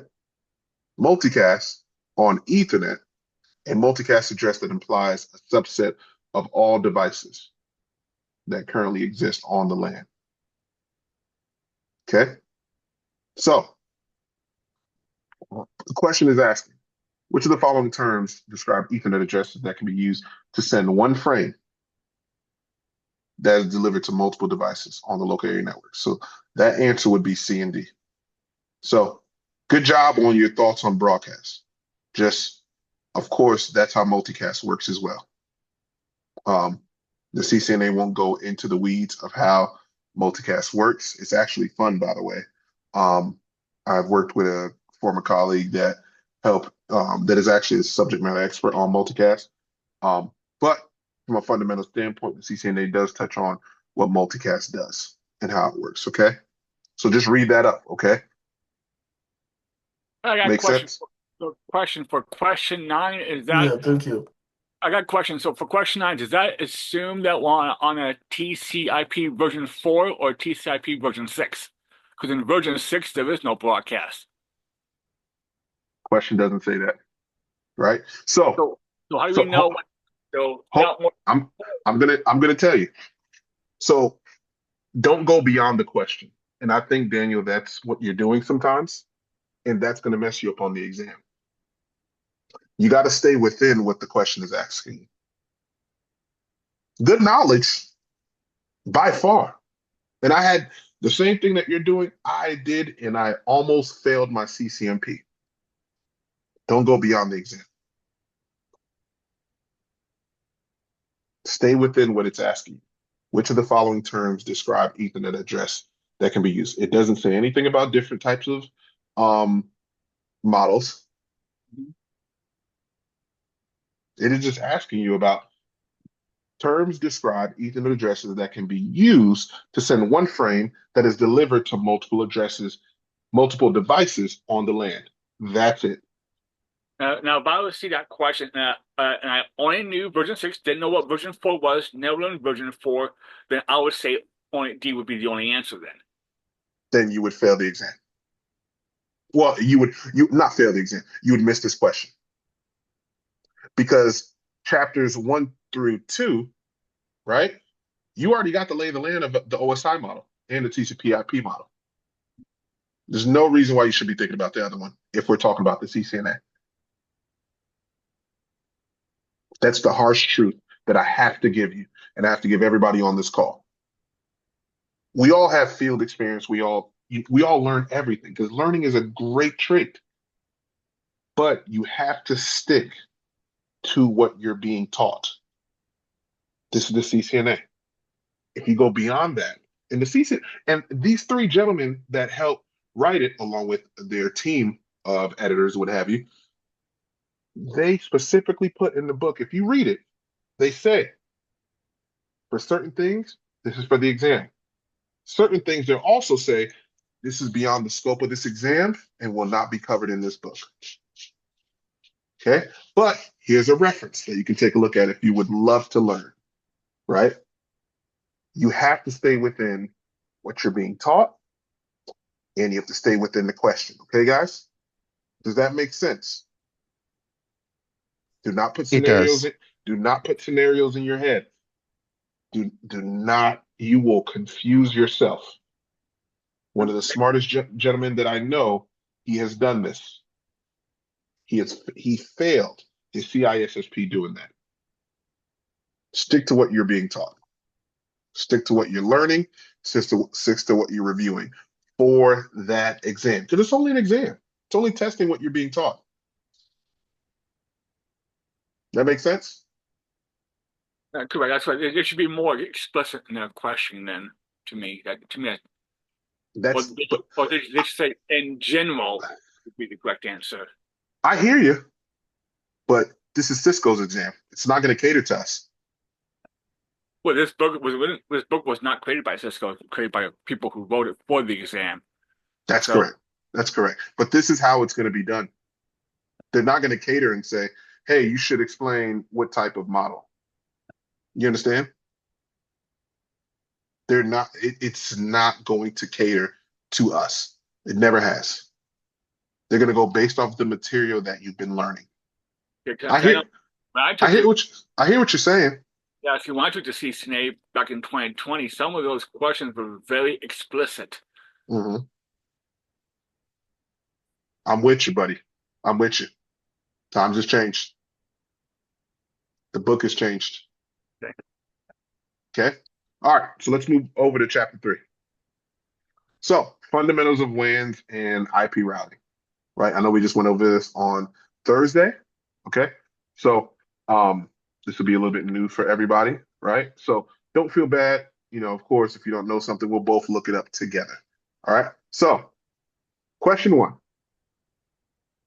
Which of the following terms is not commonly used to describe a serial link? Makivia.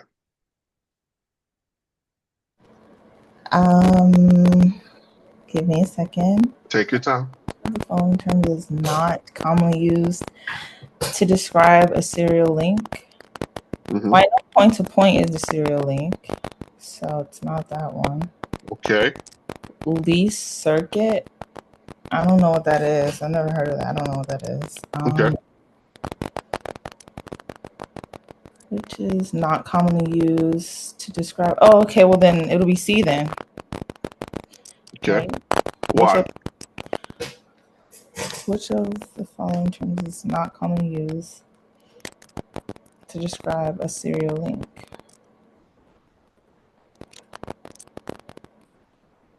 A serial link. Okay, well, a serial link would be a least circuit, right? A private line wouldn't be a serial link, would it?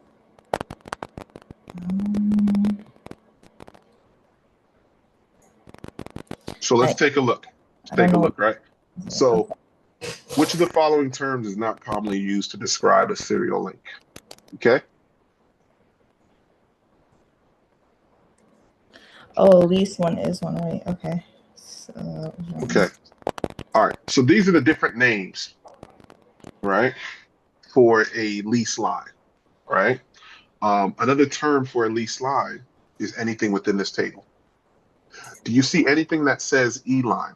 no. That's your answer. Okay. Make sense? Yes, got it. Okay. Okay. So the book played a trick on you, right?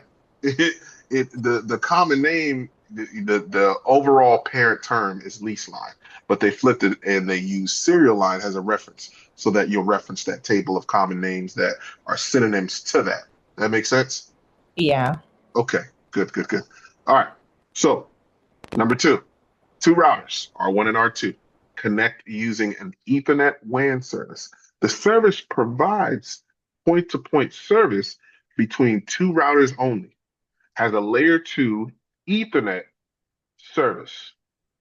Which of the following are the most likely to be true about this wide area network? Choose 2 answers. Geary. Thank you, Dave. Mm-hmm. Just reading through, and once I'm ready, I'll answer. Take your time, buddy. Thank you.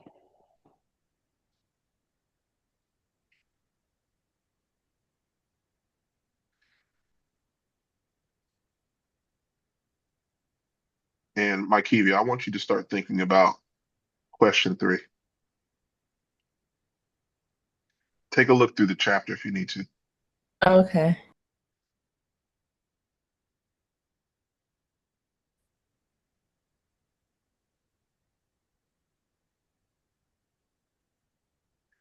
By the way, good discussion, guys.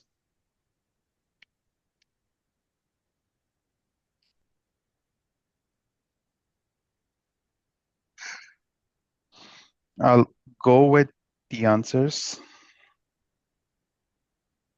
Okay. Answer B and Okay. C. Those are two of my answers. So I didn't select the A. It says R1 will connect to the physical Ethernet link. Okay. With the other end of the cable connects to R2, but this is a WAN service too. So I don't like. Excellent. That's it. Like, Boom. okay. Boom. You did it. That was excellent. So go ahead. What about your second one? So the D one that I didn't really pick is R1 will forward data link frame to R2 using an Ethernet header and trailer. I know, like with the point-to-point, we discussed what two protocol HDLC and point-to-point. So it's either one of them, right?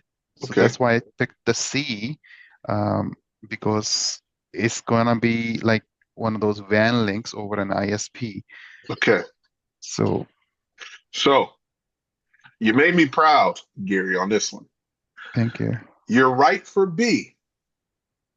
You're incorrect for C. Okay. Okay. So you want me to tell you the reason why? Let's look at it together. Maybe I'm not clear on those. Yeah. No, it's okay. It's okay. It's okay. So remember this section when we're talking about Ethernet WANs create a layer 2 service, right? Because at a fundamental level, at the fundamental level, a WAN is extending your physical layer. Okay. So Ethernet WANs as a layer 2 service. Okay. Right? Logically behaves as a point-to-point connection between two routers. Physically behaves as a physical fiber Ethernet link existed between two routers. That's not important, right? What I want us to focus on is this right here. There we go. So if we're using Ethernet has a WAN technology, what do you see? You don't see HDLC, you see 802.3. Is that correct? Oh, yeah, that's right. That's it. Okay, makes sense. Okay. So the correct answer would be B and D, because again, the question says the service provides a point-to-point service between two routers, has a layer 2 Ethernet service. That's a key point. Okay. Make sense? Yes, it does now. Okay. Okay, good. Okay. Question 3. Imagine, great breakdown, by the way. Imagine a network in which PC1 connects to the Ethernet LAN has router 1, PC2 connects to the same local area network, has router 2. The two routers connect to each other with a PPP serial link. When PC1 sends data to PC2 and router 1 removes the Ethernet header and trailer, which of the following is true, Mykevia? Give me a second here. This, for sure. This is a tough one.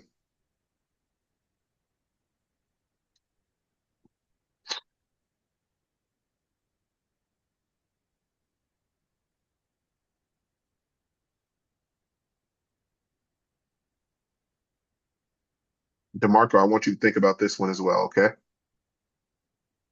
Okay, we on number 3. I was talking to my son when you were speaking. No, it's all good. It's all good. Yeah, we're talking about number 3.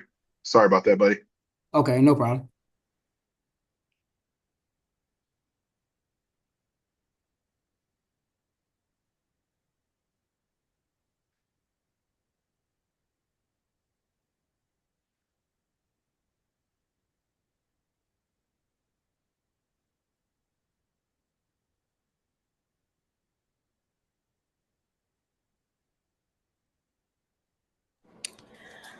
I'm gonna say, I believe,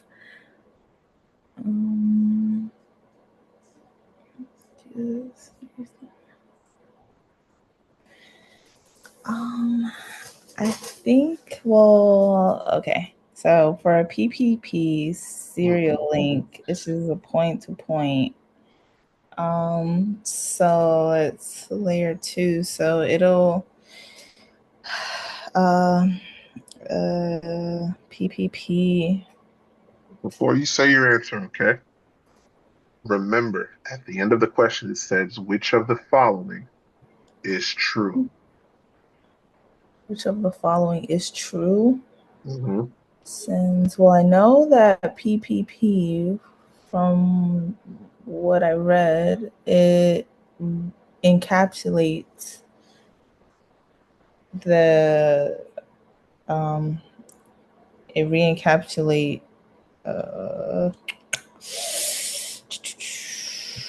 in a PPP frame.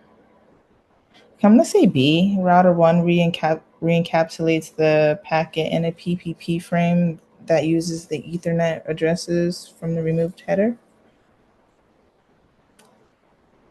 Think about that again. Okay, well, it's not that one.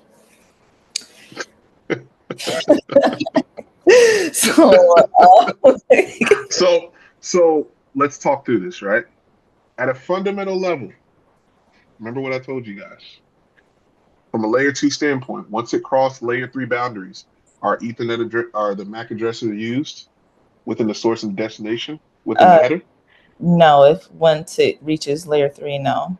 Okay, that means the layer 2 headers and trailers are removed and new ones are created, correct? Oh yes, so it's D. Not quite. Oh God. Okay, so I don't need. So let's Oh, read. Let's read D. Router 1 re-encapsulates the packet in a new Ethernet frame before forwarding the packet to router 2.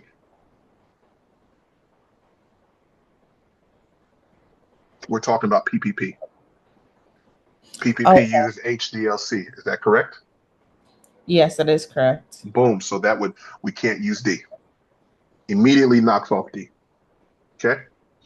Let's look at C. Router 1 also removes the IP header before forwarding the data to router 2. That is incorrect. Your source and destination IP address will never change.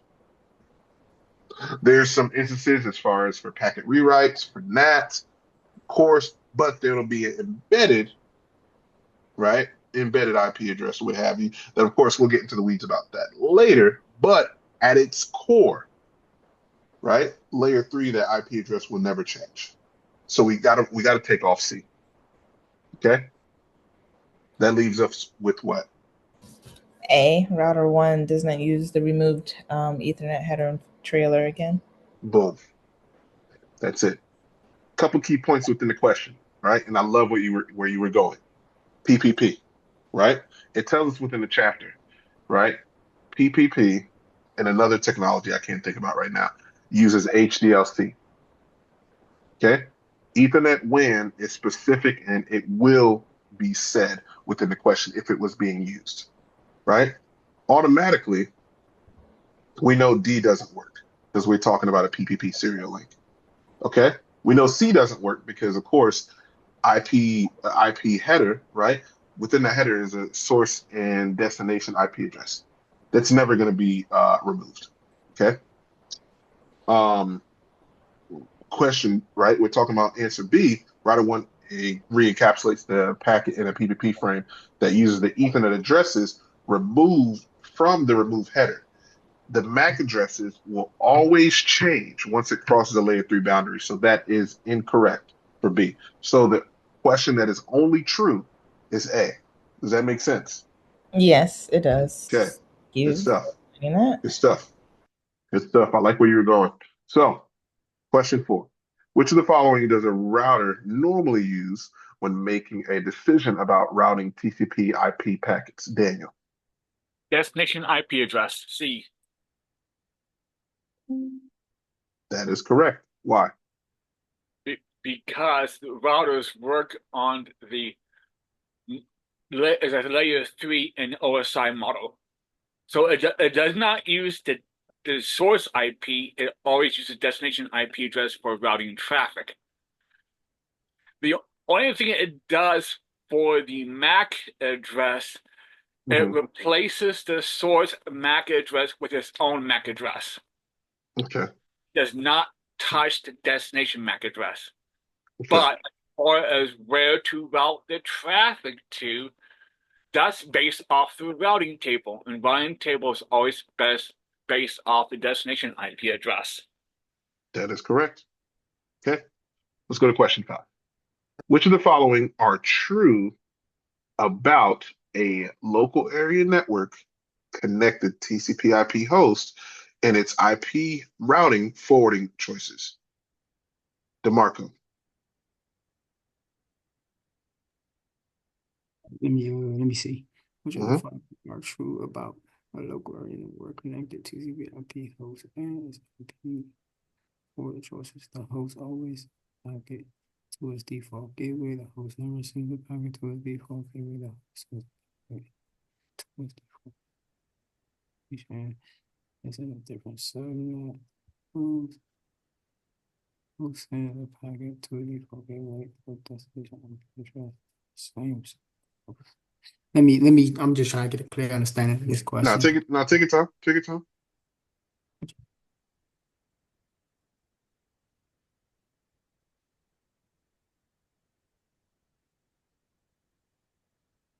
Wow. Jeez.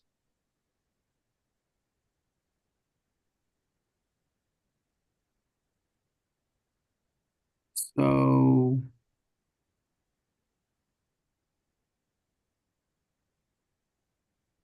And just as a quick tip, right? Think about the great breakdown, the good explanation that Daniel just did for question 4, and mhm. think about your answer for question 5. Okay. All right. I'm just trying to make sure I can. I'm just trying to like look at the Take your possible time. explanation Take too. take your time. Take your time. Got You could you. you could talk out loud if you need to. Okay.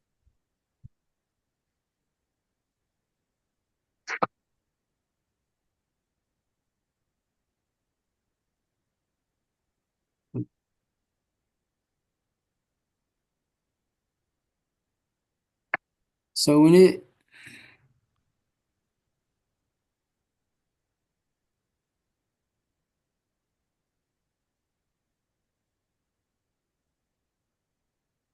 so all right, we know it's forward and so we know the IP is routing this forward and Yasin, I want you to think about this question as well, okay?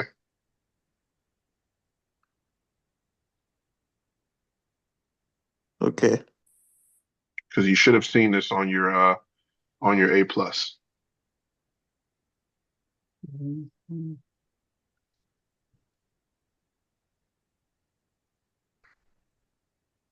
uh,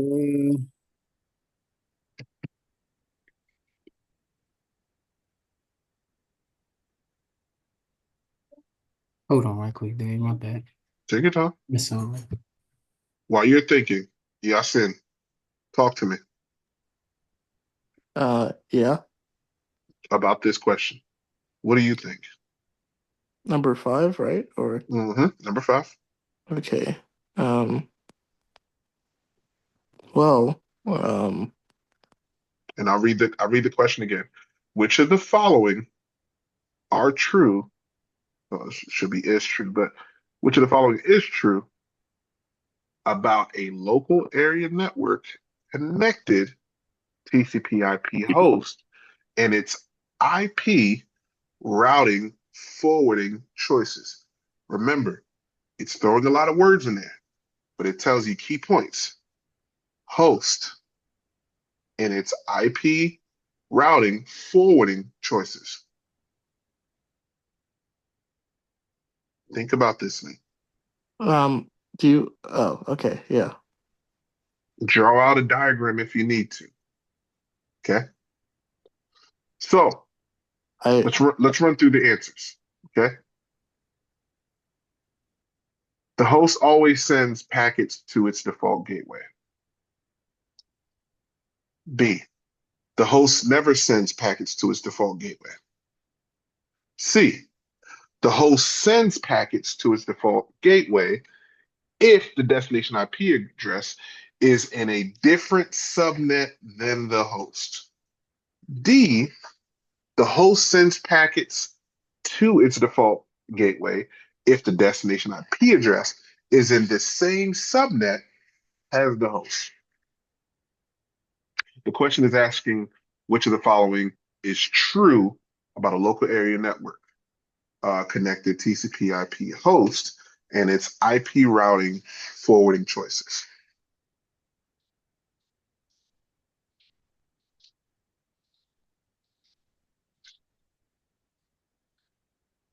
Okay. So the host always sends packets to its default gateway. We can cross that out because that's not always the case. Oh, Okay.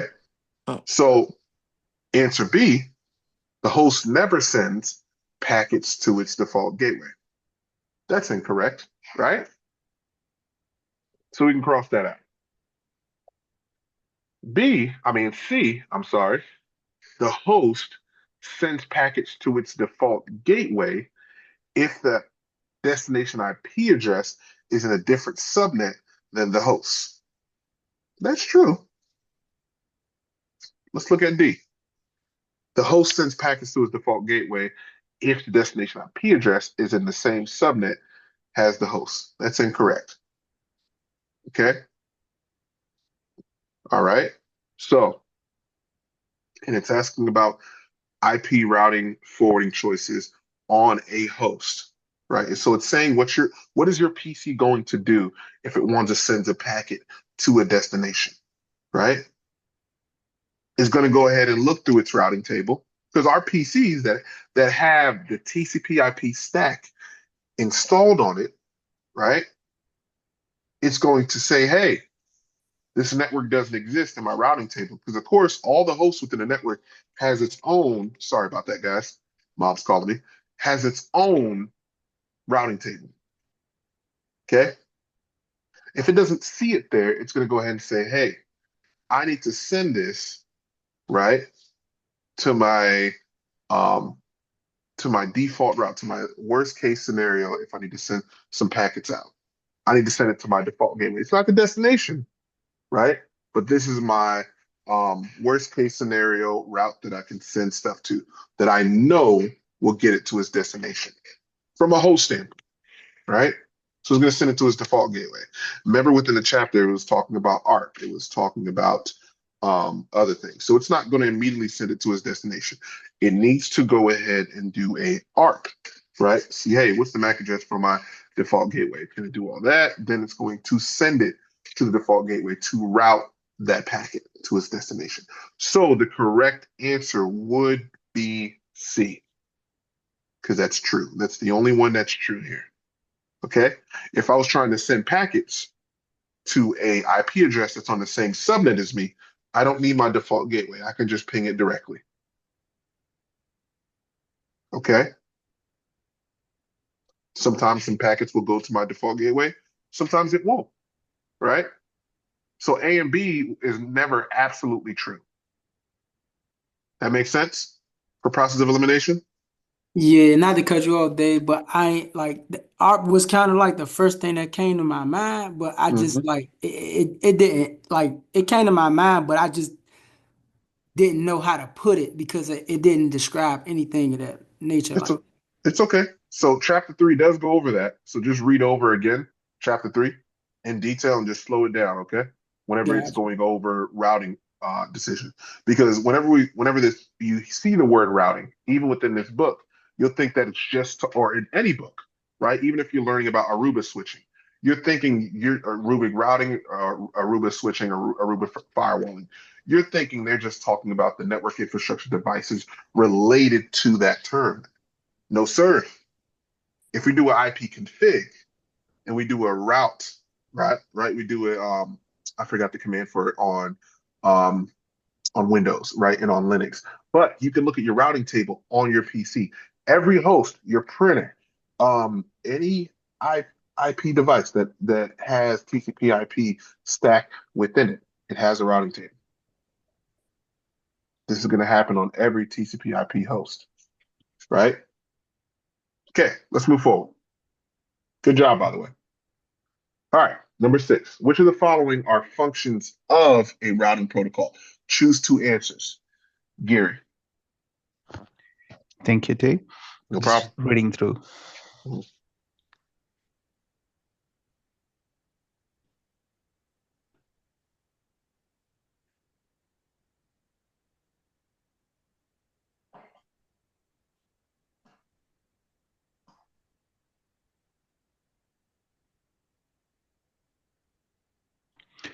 I know for sure Mhm. option D would be the right because functions of a routing protocol. Oh, routing protocol. Yeah, no. Here we go. Here we go. Okay. Here we Yeah. go. Good job. Good job. Keep Okay. going. Routing is basically asking for the routing protocol, not the router. So B will be eliminated because Okay. the forwarding RD packets based on IP packets, destination IP address, I think it's the function of router itself.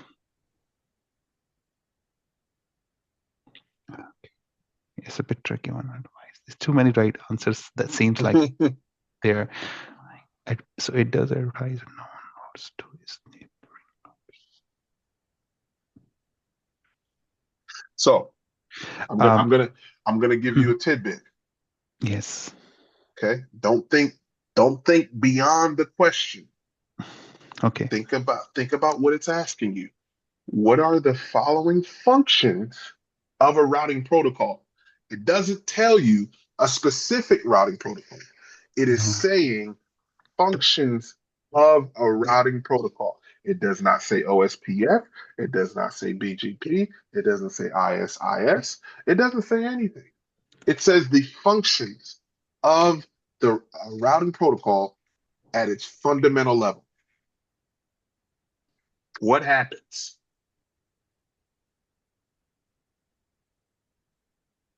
Right? It learns the routes to the directly connected subnets. Nope.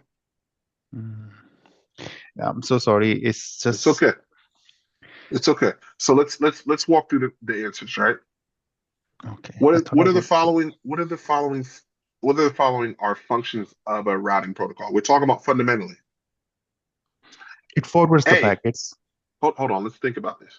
So A, advertising known routes to neighboring routers. That's a function of a routing protocol.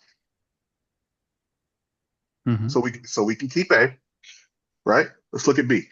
Learning routes to directly connected subnets. From who?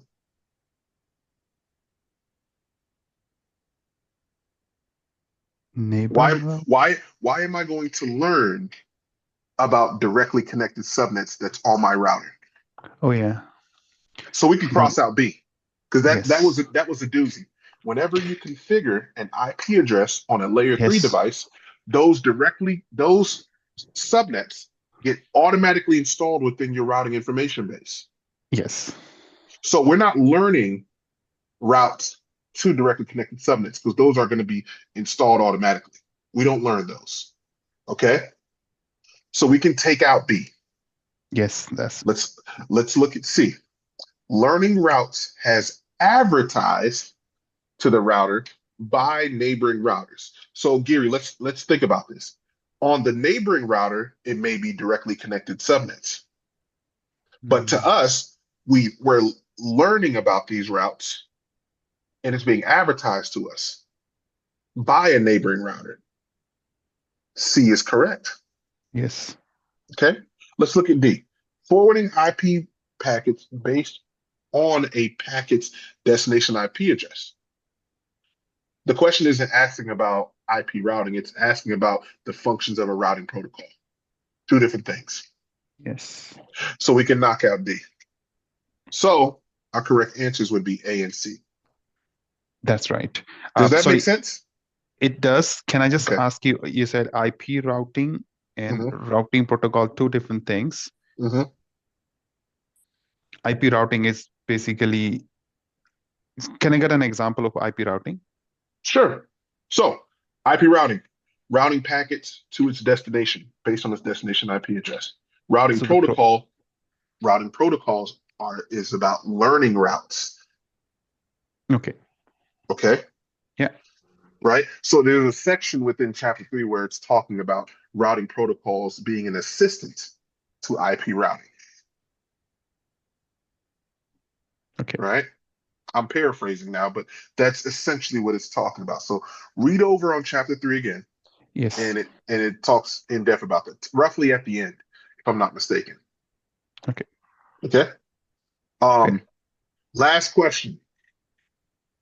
Number 7. A company implements a TCP/IP network with PC1 sitting on an Ethernet local area network. Which of the following protocols are which of the following protocols and features requires PC1 to learn information from some other server device? Yasin.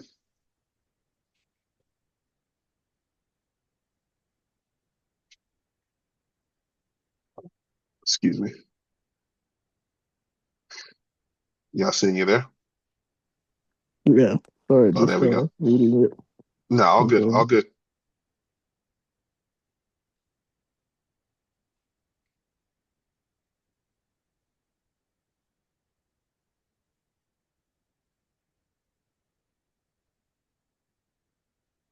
And Daniel, I want you to think about this question too. Well, let's give Yasin a chance to answer this one. Okay.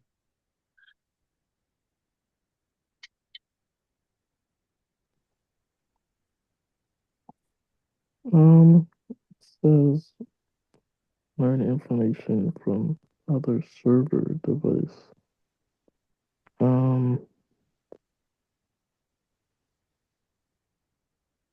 Paint is just painting it. It doesn't specify what information either. Which the exam wouldn't.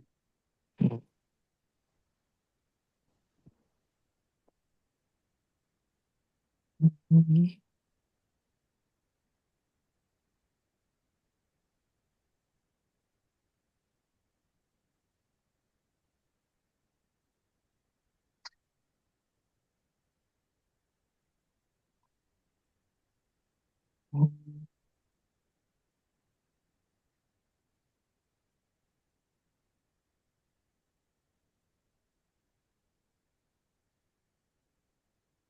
I'm not sure. Okay, no worries. So your lifeline, Daniel, can help out. Daniel, you wanna give it Yeah. a shot? Okay, so we know it's not C. What is C for? That resolves the website name, the name of a system, to an IP address. So we can scratch that one out. Mhm. Ping. Is it ping? No, ping is what we use. It's a program we use to test TCP connectivity. Mhm.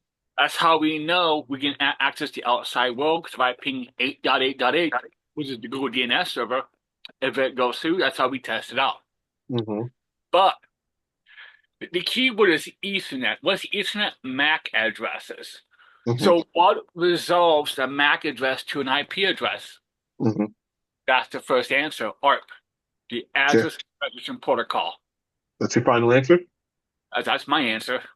Okay, all right. Um,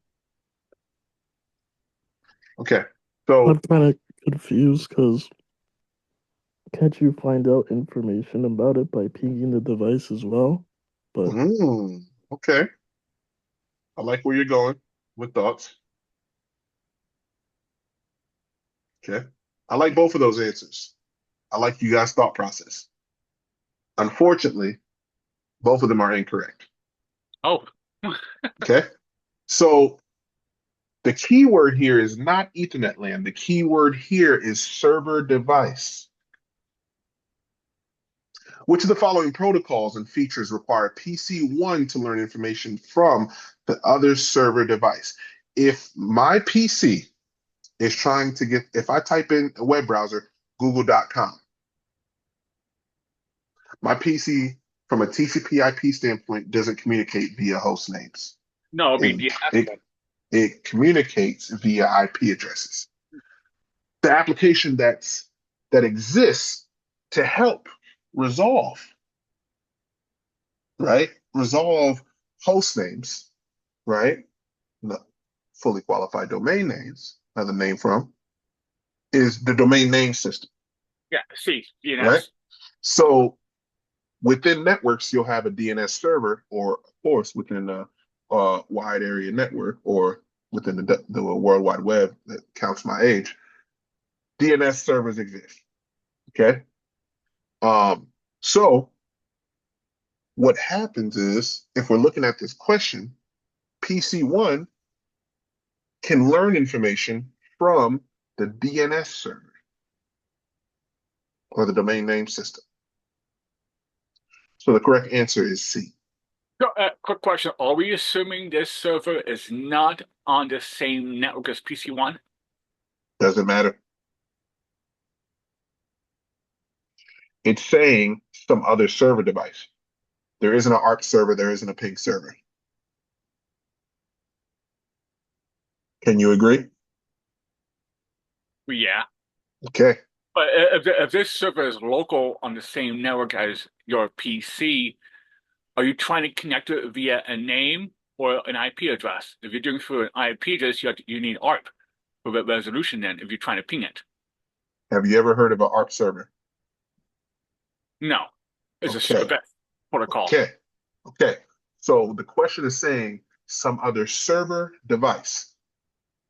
Doesn't say a protocol. It says a server device. It's trying to learn information from another server device. Okay. That's your key hint right there. DNS servers exist. ARP Okay. servers or ping servers don't exist. Okay, so I guess it depends on what your network topology consists of, because some network topologies which I've seen and support don't have a DNS server. Okay. That's local to it. Yeah. And then your default gateway should have a DNS configuration So to send. it relies on a public DNS. That's So correct. if I was trying to connect to a local server on the network, it'll use an IP address directly to connect to it via a name. It would not. It would send that DNS query using its DNS entry to that DNS server. Then, of course, it'll look in its routing table and say, I need to send this to my DNS server that I have via IP address. It doesn't exist on my local area network, right? I need to send it to my default gateway because it doesn't exist in my routing information base. Then your routing information base is going to send it to that domain name system server that exists anywhere within the internet. Then it's going to come back. Once it resolves it, it's going to send it back to the host and then say, hey, now you can go ahead and forward it. It will not, you cannot go ahead and resolve it locally if you have a setup like that. Everything communicates via IP address. Correct. Domain name system servers are here to help us humans out that don't want to remember IP addresses. Does that make sense? Well, yeah, that is correct. I understand when it comes to resolving website, but if I'm trying to access a server on my network that does not have a name associated, let's say a DHCP server, in order for me to access my DHCP server, I have to connect it via an IP address. So therefore, a DNS server will not come into play with that, because I'm directly connecting to it via an IP address.